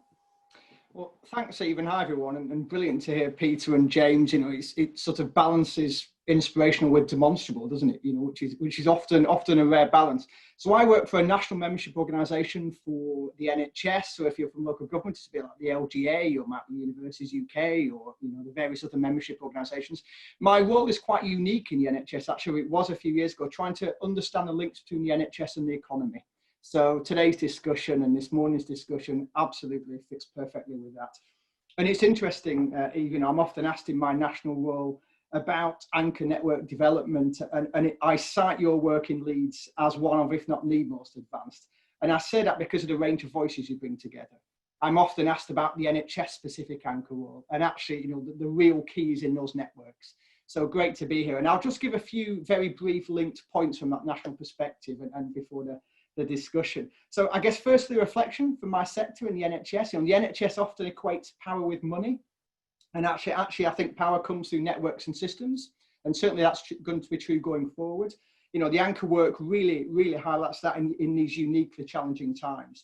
You know, what I've witnessed elsewhere are traditional NHS groups still perhaps internally focused on transformation through some of the formal governance changes, or how to structure the flows of funding. And particularly in workforce, where, you know, I have to be frank, with some of our newly established NHS people boards, it's almost like, you know, the nature of the recession and the historic transformation we've seen in the labour markets this year haven't really happened. And actually what we do see is the places where leaders have cultivated those horizontal relationships outside of their own sector, which I think have pushed ahead with some of the rapid and innovative responses to the employment and workforce crisis we've seen. And that could be what James described. It could be jobs brokerage, redeployment, targeted recruitment. Use of Kickstart, for example, is not something the NHS traditionally would by itself have got involved in if it was working in isolation. So I think the governance is important in embedding in the long term some of what James and Peter have spoken about. But actually, I'm pushing NHS colleagues to realise that the anchor work their organisation has signed up to is not something that sits isolated in a box. You know, it's actually the very essence of what will change approaches, mindsets, and ultimately, as we've already discussed, those outcomes for our communities. I think the second point, tomorrow's a spending review. You know, we all wait to hear just how bad the news is. But actually, that makes me reflect, I suppose, on what the NHS does traditionally in these showpiece events. Normally, we would have a very national, quite competitive voice, you know, which might be speaking about hospital activity or our capital needs. That might get us the money as a sector, but that's just viewed solely through a sector sort of prism, cost prism too, actually. And it doesn't really speak about the NHS or public services as that investment. And so what is really interesting for me is how anchor networks like what we're seeing in Leeds can try and embed that health and that NHS voice locally as part of the place-based discussions and demands from the centre. You know, I know the limits that control and command and control in my own sector, the NHS can put on our voice. But actually, how can we get our voice in, you know, in fighting for the change we all want? So I think there's something really interesting about the power these sectors bring and how that will shape a future voice, which perhaps hasn't been heard as much as it should have been. My third point, and this really does relate to my, you know, my view of that NHS and the economy is, you know, I think we have absolutely COVID, you know, we're tackling a health crisis, we're tackling an economic crisis. Health and the NHS is implicit and explicit in both. And NHS is certainly more closely aligned now with the prevailing economic and social agenda. I published a report a few months ago looking at how the NHS was supporting the economic recovery locally, and events have, you know, really certainly given that renewed purpose to the anchor concept and to what the service can do over and above its clinical role. If you look at the EY attractiveness survey update from last week, you know, investors have now identified digital and health and wellbeing as the two sectors most attractive for future growth. They've looked at resilience now and the ability to respond to a crisis as the reason for investing. I mean, this is, you know, they were not there. You know, this is a very 2020 message, isn't it, in many ways? But it really does highlight the importance of those cross-sector relationships that local anchor networks are developing, which, you know, I think they have to act both as a social safety net, but as an economic springboard for the future. And I think that unites the conversation you've had this morning from the Leeds perspective. My final point before handing over to Rosie is that, you know, what we're doing here ultimately is we're reimagining how we work as civic partners. You know, I'm an advisor on the Civic University Network, which is supporting universities to reflect on their own role. And we've got a webinar next week looking at the values that could reshape how the NHS and universities could work going forward. You know, our assets and anchors are critical to the success of our place, but the reverse is also true. And I think this is a really good example of where local and national can support each other. You know, so how can your local work to collectively highlight the policies that need flexing, the powers that might need tweaking, or the funding that might need a bit of better focusing? You know, so how can your voice push national sector representatives like my own to work in partnership to try and, you know, in that more joined up manner, push nationally for the change which can further unlock place development like Leeds. So I'll leave it there for now, but delighted to be here. Thank you, Michael. It's great. You can just feel your passion and enthusiasm for wanting to transform the NHS in its thinking around how it impacts on the economy. So it's fabulous to have you with us. So before I just introduce Rosie, can I just remind people that if you want to ask a question to the panel, please use the Q&A functionality, and also take a look in there. And if you don't necessarily have a question yourself, just vote for which questions you like the look of, so that when I come to the questions after Rosie's spoken, I've got some good things to put to the panel, and you get a chance to ask those questions. Okay, so Rosie, again, would you please also just briefly talk about what the Centre for Progressive Policy does before you then give us your observations, so everyone knows a bit of background. Thank you. Hi, yeah, sure. So my name's Rosie and I'm a Senior Research Analyst at the Centre for Progressive Policy. And we're an economics think tank, so we do research. And we also host the Inclusive Growth Network, which is an incubator for new ideas and policies on inclusive growth, and Leeds is actually one of the 12 members of our Inclusive Growth Network. So it's really good to be on the panel this morning. I'm kind of happy to expand on the Inclusive Growth Network or CPP's other work, you know, if of interest, but for now, for the sake of time, I'll kind of crack on. And I'm just going to talk to you today slightly different about the scope for private sector companies to act as anchor institutions, and kind of, you know, how we can take that next step maybe and encourage them to do so, kind of building off the work in places like Leeds, which is being led mostly by public sector. This is something we talk about in a recent report of ours, which is called The Business of Belonging, where we discuss how the kind of combination of historically low labour mobility in the UK, alongside changing expectations of business in terms of their social responsibility, suggests that we need a bit of a new vision for the relationship between businesses and their local communities, where businesses play a bit more of an active role than they have in the past. And so deeper connection to place, good jobs, transparency, and kind of the environment are all part of this vision. And we would argue that private sector anchors are, you know, particularly important in the effort to get there. And as part of our research, we've commissioned polling to see how businesses are currently performing against this vision. And what we found was that 2/3 of businesses say they are contributing to their communities, and 42% do have a plan in place to reach net zero.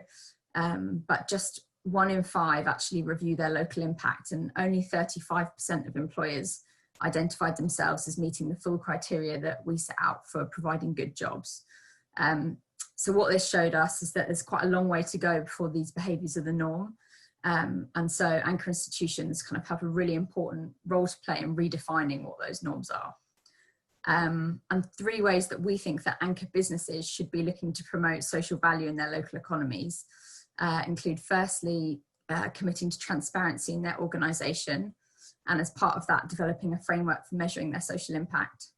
So, you know, there's quite a lot in there, but some previous research that we did showed that transparency, so publishing employee structure and staff pay, is actually quite a good indicator of whether a business is a good employer overall. So, you know, transparency is a good place to start.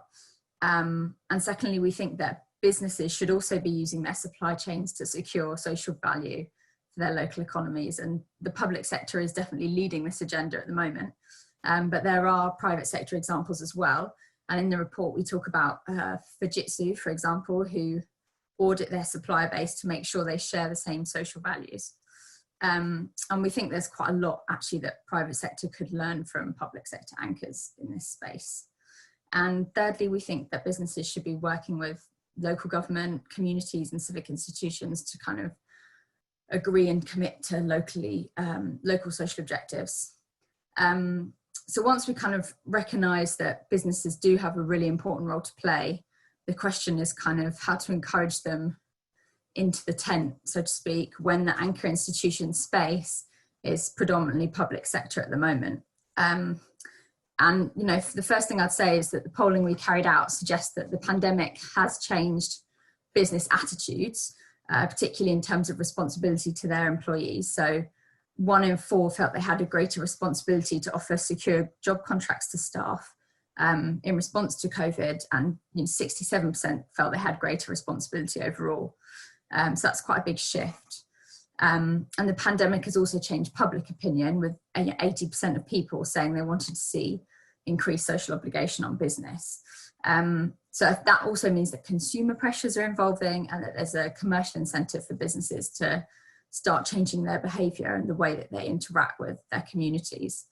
But kind of beyond this, we also think it's in businesses' broader interests, because being rooted in a community gives business the opportunity to shape all the assets it provides, like labour, transport, business support infrastructure. And I think, you know, we don't often talk about this, but, you know, businesses also really benefit from the public provision of social infrastructure like childcare and health services, which increase the productivity of their workforce. So, you know, we think that making some of these mutual benefits explicit could help encourage businesses to take more of a role. So, you know, potentially as part of a local social contract, or however you want to frame it, really. You know, so essentially at CPP, we think that private businesses have quite an important role to play as anchors, and there's quite a lot they could do in terms of their supply chains, employment practices, and engagement with local government and public sector to promote inclusive growth. And we've also seen that there's kind of an increased appetite from business in the wake of coronavirus to act in a way that's more socially responsible. So, you know, the question that you're left with is how to translate some of this ambition into action at a time when, you know, lots of businesses and the public sector have got quite limited bandwidth. So, you know, that's something I'd be quite interested to discuss today. Thank you very much, Rosie. I'm just going to say to my team, can you please unmute Peter, because I had to mute him earlier. Peter, can you? I think you're unmuted now. Great. Just because we're going to move into the questions. So, Rosie, you're absolutely right. Kind of we in Leeds kind of work very proactively with the private sector, as many people on the call will know, in terms of our partnership relationships. And during the summer, we actually did a bit of a piece of work just to enter into some conversation about how we might move forwards and create interaction between the Anchors network itself and the private sector. And I know Peter's kind of behind that, but as you say, there are differences between what the public sector need and want and the private sector. So the trick we're going to have to sort of play as we work forward is how we balance those things out.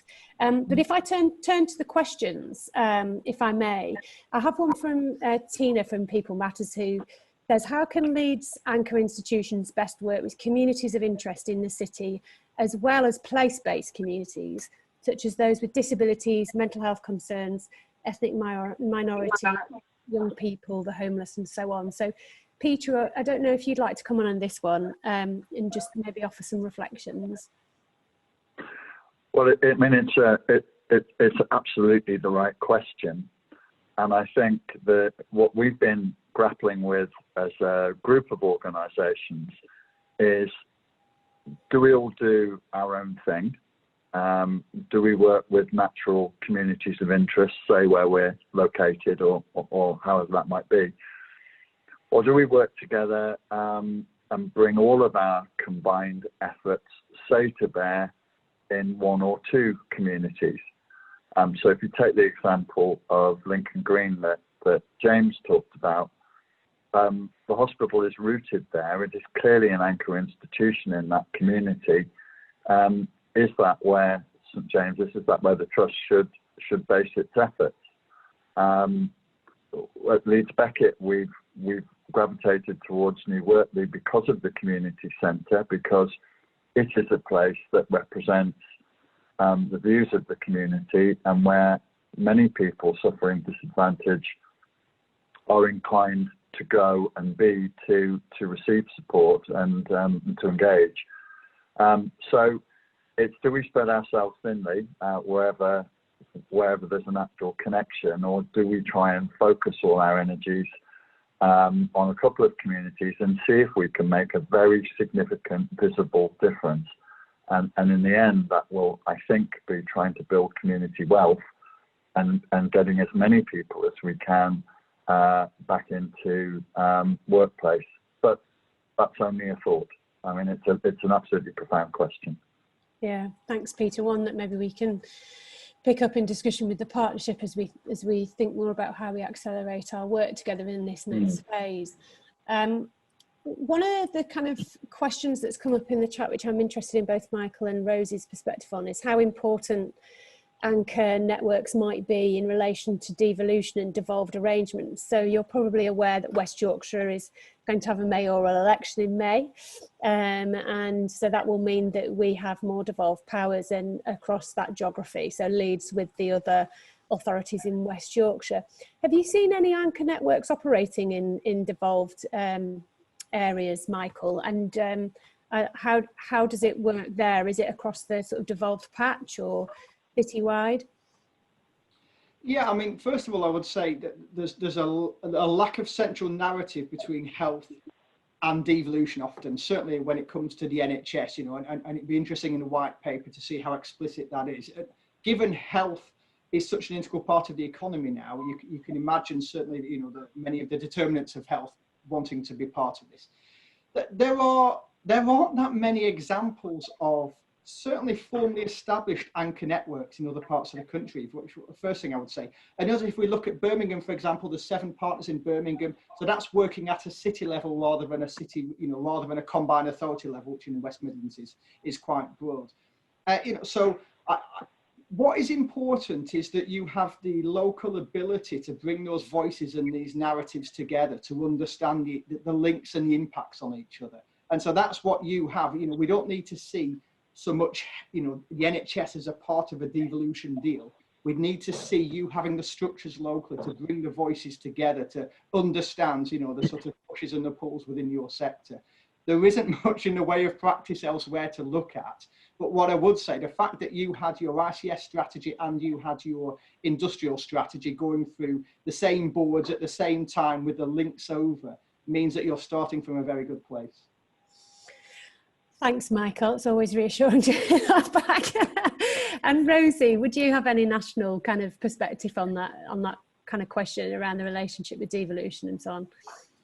Yeah, so I think that, you know, when we were thinking about how businesses and anchors can have an impact really and change the way they're working with local government and civic institutions is a massive part of that.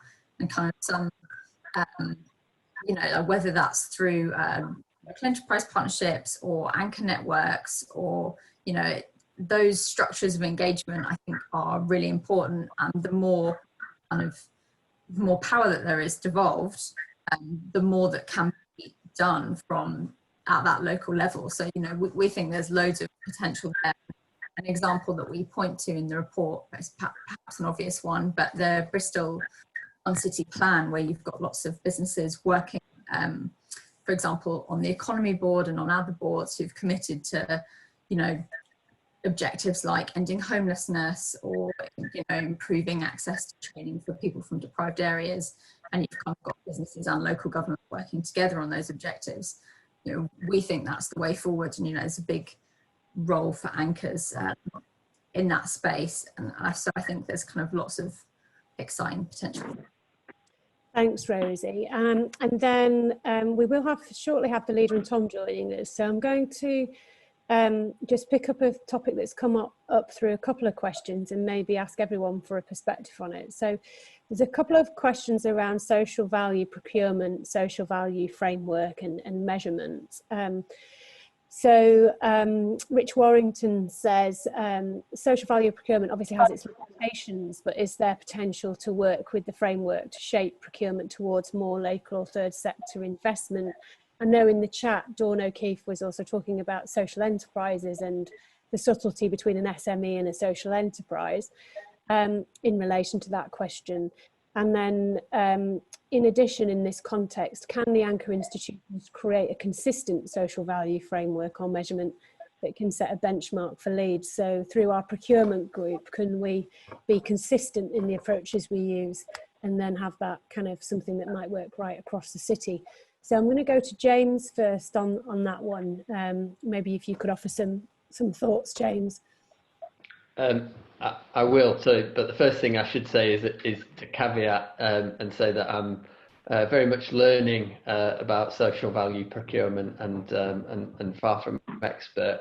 I mean, as I mentioned, we're looking at this in relation to the new hospitals investment and particularly with regard to construction contracts, and we're looking at the types of opportunities to build in contract clauses around apprenticeships, local supply chains, etc.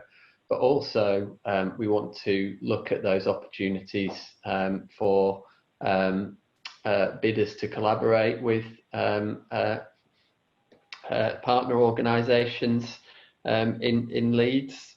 So in the chat, Derek from Leeds College of Building has said, you know, we can help support you with that, and that's exactly the type of initiative that we're keen to pursue, and aware of the work that Leeds College of Building have done with one of the large private sector property developers in the city, CEG, and the work that they've done on skills and employment in relation to the Kirkstall Forge development.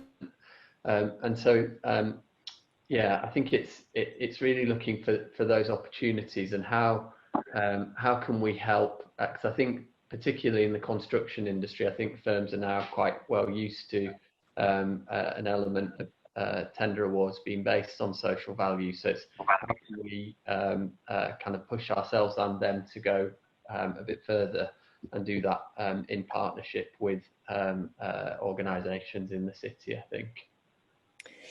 Fantastic, thanks James. And Peter, would you like to come in on that one as well? Yeah, I've got to say that the framework, the social value framework that currently exists was developed for local government, and it's not necessarily very applicable to other organisations. We took the view that that we can create our own, which we've done. But the key to all of this is you don't purchase low value goods just to supply some social benefit. We can't do that because the money we spend is our students' money, so it has to be spent well. So part of having a decent framework is supporting small organisations to understand how they can access purchasing and purchasing networks, and secondly, how they deliver the quality and standards required by any large purchaser. And that's where the work on the ground goes in. So I would say whatever social value framework we might consider developing, it would have to be a broad framework that could then be interpreted by different organisations which have different needs. And you know, big organisations like hospitals are part of national purchasing frameworks as well. So there are discussions about local discretion which have to happen there too. But this is a very exciting area, and buying goods from a local organisation or services from a local organisation is only the start. What can we do to influence the way that they operate? Are they good employers? Are they paying the national living wage? Do they hire apprentices? Do they support the employment of local people? Now, these are criteria that you can build in to your purchasing so that we drive change down the supply chain as well. And I think, for me, that's one of the most exciting areas to explore and develop over the coming years, because that will have a direct benefit for local organisations and their resilience. Thank you. Thank you, Peter. So just by way of quickly wrapping up, can I come to each of you just for a very brief closing thought, because I want to make sure that we have plenty of time to hear from the leader and Tom. So I'll go to Rosie first, if that's okay. Yeah, that's fine. I think I'd just say that it's been really interesting hearing about all the work that's going on in Leeds, and I kind of my hope, I guess, is that, you know, this work carries on and continues to grow, and so we start to see some of it cross over into the private sector and spread kind of beyond the members of the network at the moment. And I think that's kind of, you know, when this sort of stuff will start to have a real impact. So. Thanks, Rosie. And Michael? Yeah, thanks, Eve. I would just encourage and say you're far more agile, you know, locally, in the ability to move quicker and to go deeper than some of our national bodies. My only plea from a national perspective, keep telling us what your demands and expectations are and tell us what we can do to support you. Thanks, Michael. We certainly will. James? I guess I'd just encourage people on the call to understand the local impact of their organisations and think about where they can align their business needs with opportunities to promote the inclusive growth agenda. Thanks, James. And Peter, final word from you? Yeah, the network is open, isn't it? It's not a closed network, and it's other organisations are welcome to join. And as James said, you know, the overall framework is really simple. It's easy to interpret, and all organisations could start to use it today if that's what they wanted to do. And we're open to chat with anyone who wants to be part of this movement. Thank you. So just to say a huge thank you for all of you for taking the time to join us this morning and to share some of the stories around our journey so far on the Leeds Inclusive Anchors Network. So now, if you wouldn't mind popping your cameras off, and we're going to move to our final session of the day. So we have now got the leader of Leeds City Council, Councillor Judith Blake, has joined us, along with Tom Reardon, the Chief Executive at Leeds City Council. So I'm going to just invite Councillor Blake to say a few words, and then I think Tom is also going to just say a few words before we get into Q&A. So if you've got questions, please again pop them into the Q&A as we go, so that then myself and Nigel can pop those to both the leader and Tom once they've finished doing a short intro. Over to you, Councillor Blake.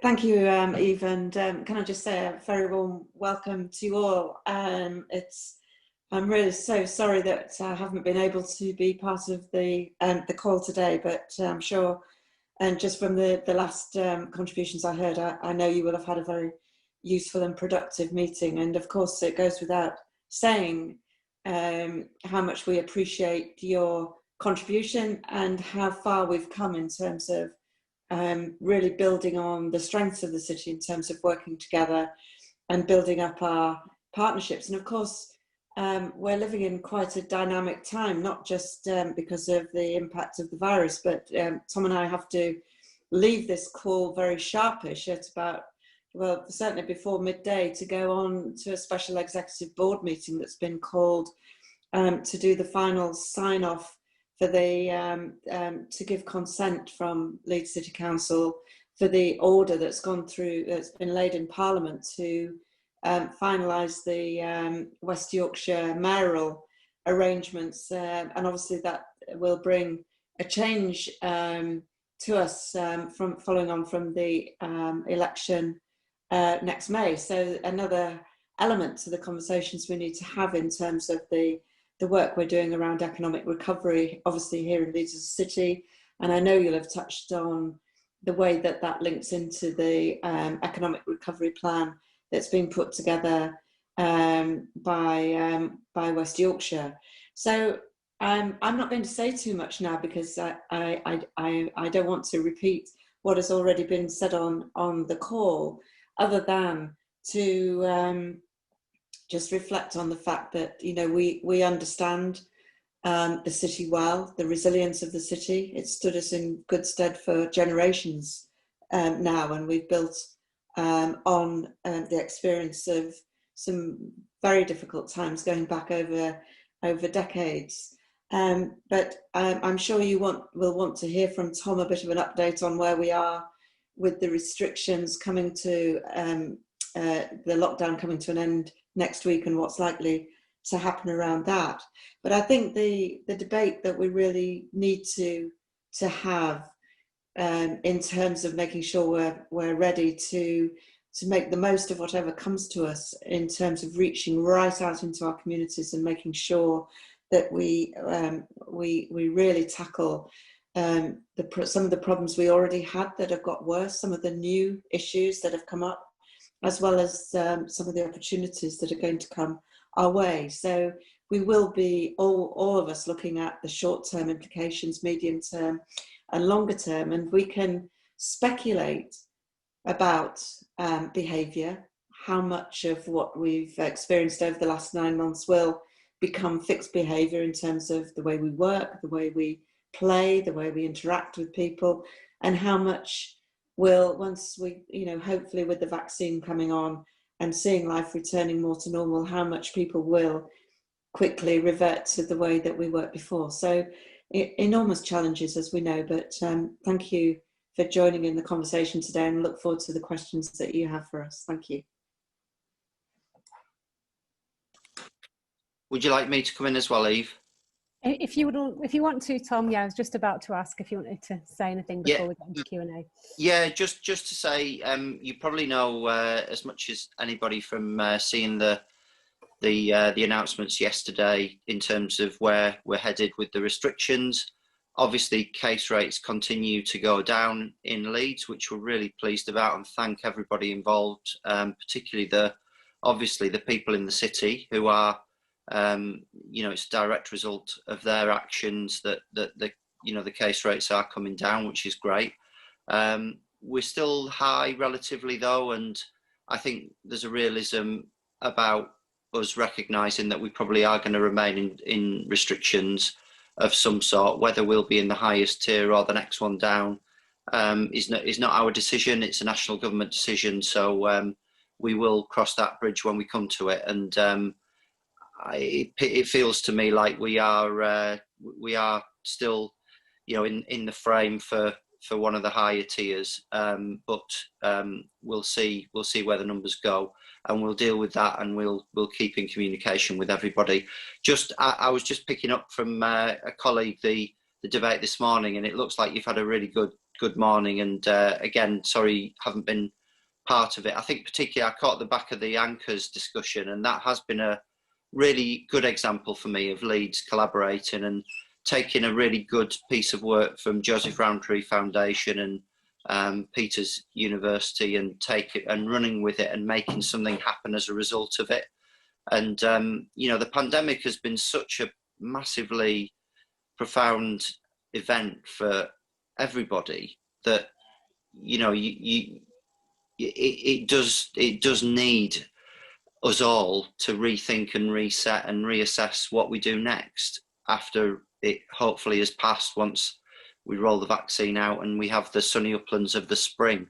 I was on a call with a permanent secretary this week and hearing about the government's plans for economic policy, and heard a lot about carbon, which is obviously going to be central to what we do. Heard a lot about levelling up, and heard a lot about how we leave the European Union. And all of those issues are vitally important and will play a major part in what we do. I think we describe levelling up probably as much being about inequality, and it's another thing that's come through from this pandemic as well, with together with the Black Lives Matter movement and the whole reassessment of how individuals are doing in the city and how we can do more to help people and give everybody the opportunity to achieve their potential.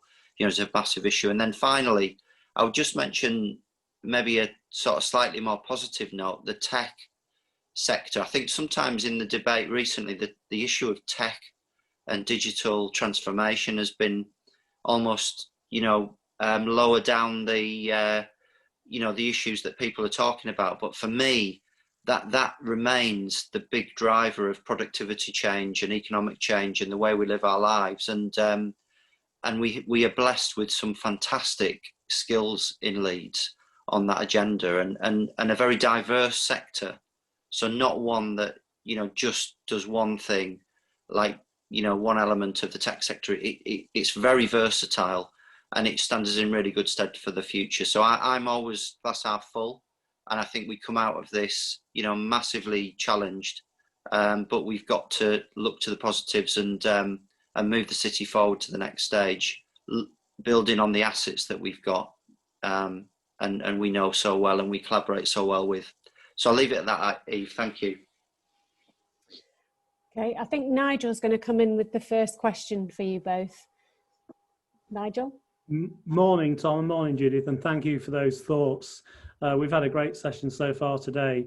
One of the things I'd like to build on, Tom, we've got a few questions just popping in now, but one of the things I'd like to build on is what should we be doing to develop that digital connectivity for all of our communities, and make sure that not just that we've got the infrastructure in place, but we've also got the skills and resources we need to make sure that our families and our businesses are, you know, digitally leading. So I think one thing we've got to do is be really clear about the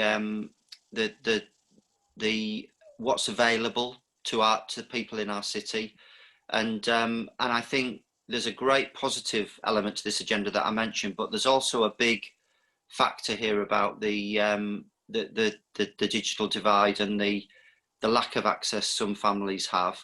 Our libraries team have done an awesome job in terms of taking this agenda forward, but we know, and the leader might want to comment, that the impact on education, and the idea that I think there's a sort of a basic idea of some people that will, of course, people have got access to, you know, an iPad and a computer and a phone. Some families have, you know, there'll be several children and one phone that has some access on it, and you know, this is a real challenge to us, I think. So I think that's the bit we've got to work on. And I see from Emma's comment, Digital Access West Yorkshire is a great initiative about how the private sector can help transfer some of their old kit to be repurposed and be available for deprived communities in our city. So there's lots of great work going on. We just need more of it, I think. Yes, can I come in, Nigel? Good to see you, and thank you for the question. I think, as Tom said, the really stark reality of experience of young people has come through, especially the period of lockdown and the digital divide, as Tom described. And it's not just about digital divide either. It's about you know, where people live, you know, their homes, how conducive they are for actually studying. All of those issues have really come to the forefront, and all of us have an obligation really to take all of that very seriously and recognise, whilst getting the kit and the connection out there is critically important, it has to be more than that. And there is an exasperation amongst teachers that governments seem to think that if you just provide laptops, if only they were all coming through, I mean, that would be helpful, that's the end of the story. And of course it isn't. It's about, you know, it's far more than that, and far more about individual learning plans and real support. But one of the interesting elements that's come out of this is intensive work that's continued with young people who are at risk of being excluded, and particularly the ones who are at risk of being excluded because their attendance has been so poor. And very positive stories about how the one-to-one tuition they've had online, without the threat of them being forced to attend school, has actually been very positive. And I think we have to just make sure that we look at all of the experience of the last few months and build on it, and make sure that we are far more tailored in our response to the individual needs of young people.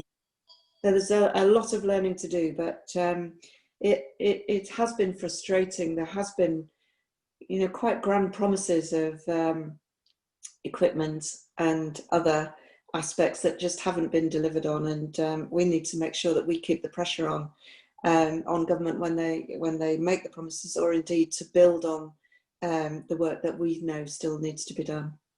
I think they're really two really important points, and I think, as Emma says, the demand is huge, and it's only going to grow. So I think, you know, it's really good that both you and Tom are taking such a high priority about this. I'm going to hand over back to Eve. I think Eve wants to raise something around anchors. Sure. And before I do that, I think just adding to the previous debate, when I was at a meeting with Peter and colleagues from Leeds Beckett, a stakeholder panel last week, I think Leeds Beckett said they'd had to supply 1,000 laptops to some of their students that didn't have their own tech kit. So this isn't just in schools that it's an issue. There are students in our universities as well that don't necessarily have the kit you might expect them to have. So yeah, it's kind of an issue right across the board. On the anchors piece, we just got a question in the Q&A around how can we as a council look to balance social value and value for money in the procurement process when we're in a kind of really difficult financial climate ourselves at the council? Because obviously it's important for us as an anchor to try and get that social value, but how do we in practice balance that out? So Councillor Blake, do you want to take that first? Well, I was just thinking Tom might like to take that one. Over to Tom then. I mean, I think, I actually think that sometimes it isn't, you know, sometimes the lowest cost option is actually the best social value option. So it's not as simple as I think that it costs more to make a social impact. And I think we need to challenge that. You know, sometimes there are stereotypes around this. I think all the biggest private sector organisations, and particularly what you might call the private sector outsourcers, need to be asking themselves serious questions, I think, about their own social impact and how, you know, what role they intend to play in moving forward in the future. And I think we've seen through the pandemic that local approaches have actually been more effective, significantly more effective than national top-down approaches. And the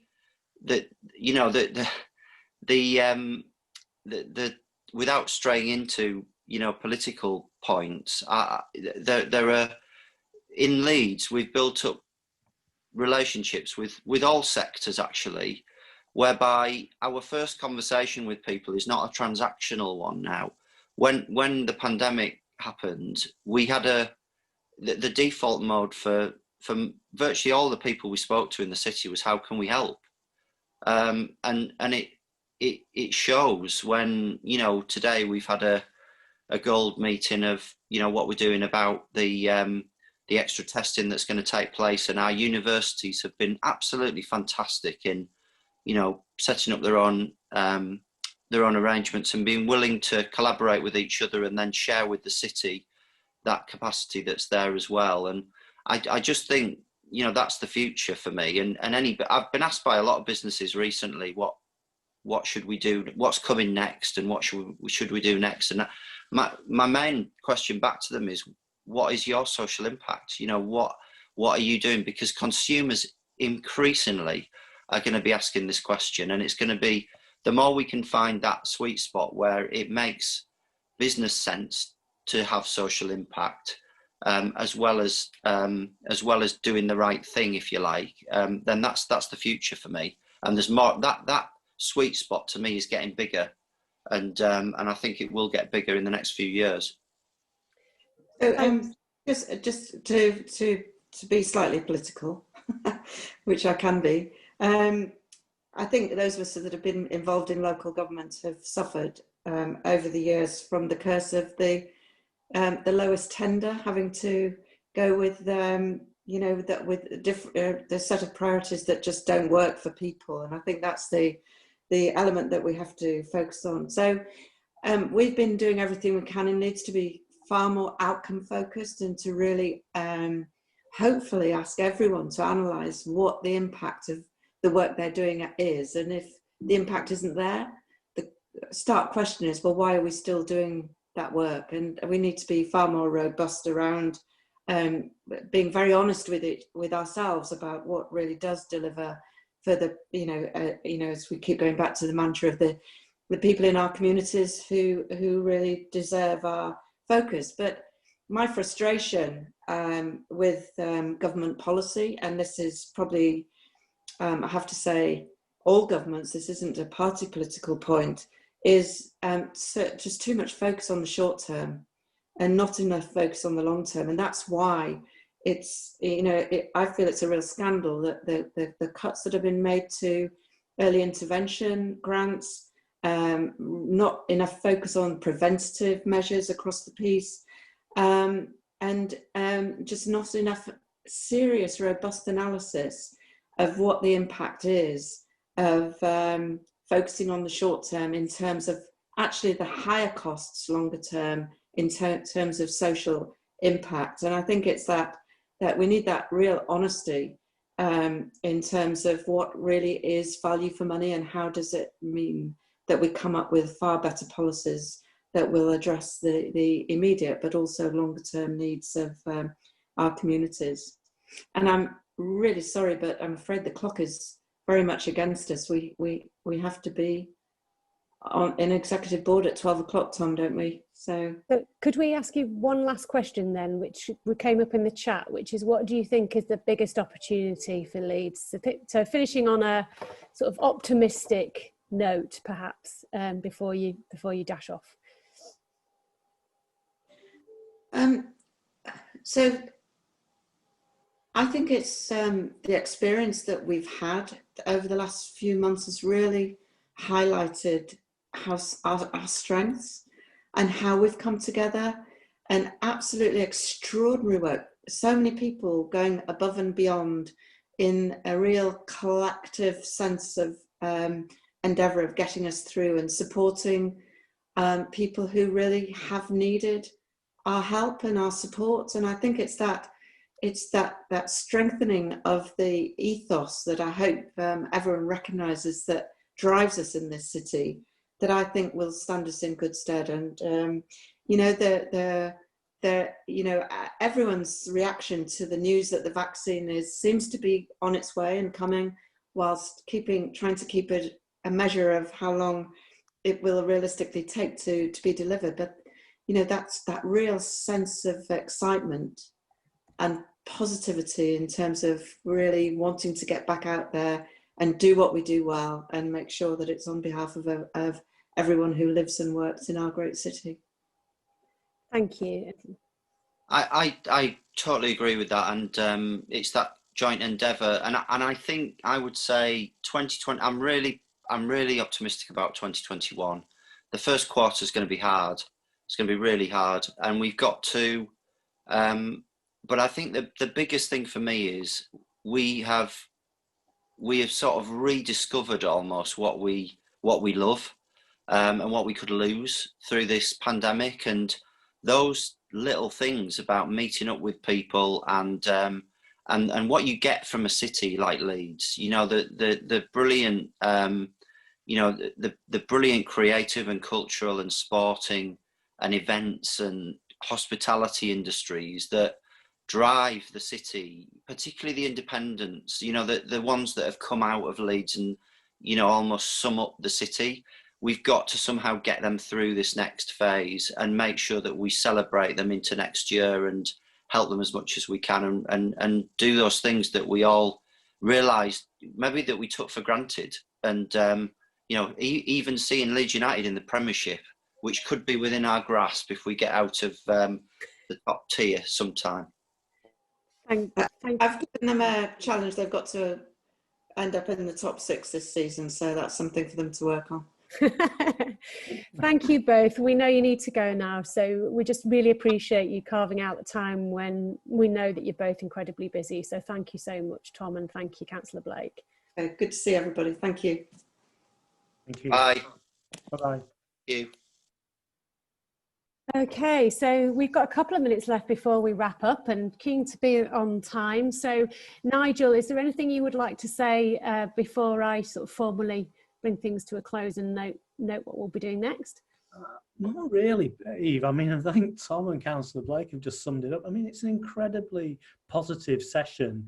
We could all get, you know, a bit downhearted about the economy, about the impact it has on our communities. But I think the way that people are pulling together just bodes really well for the future of Leeds. And I think we just need to just keep doing that. Probably do need to do more of it, as we've said.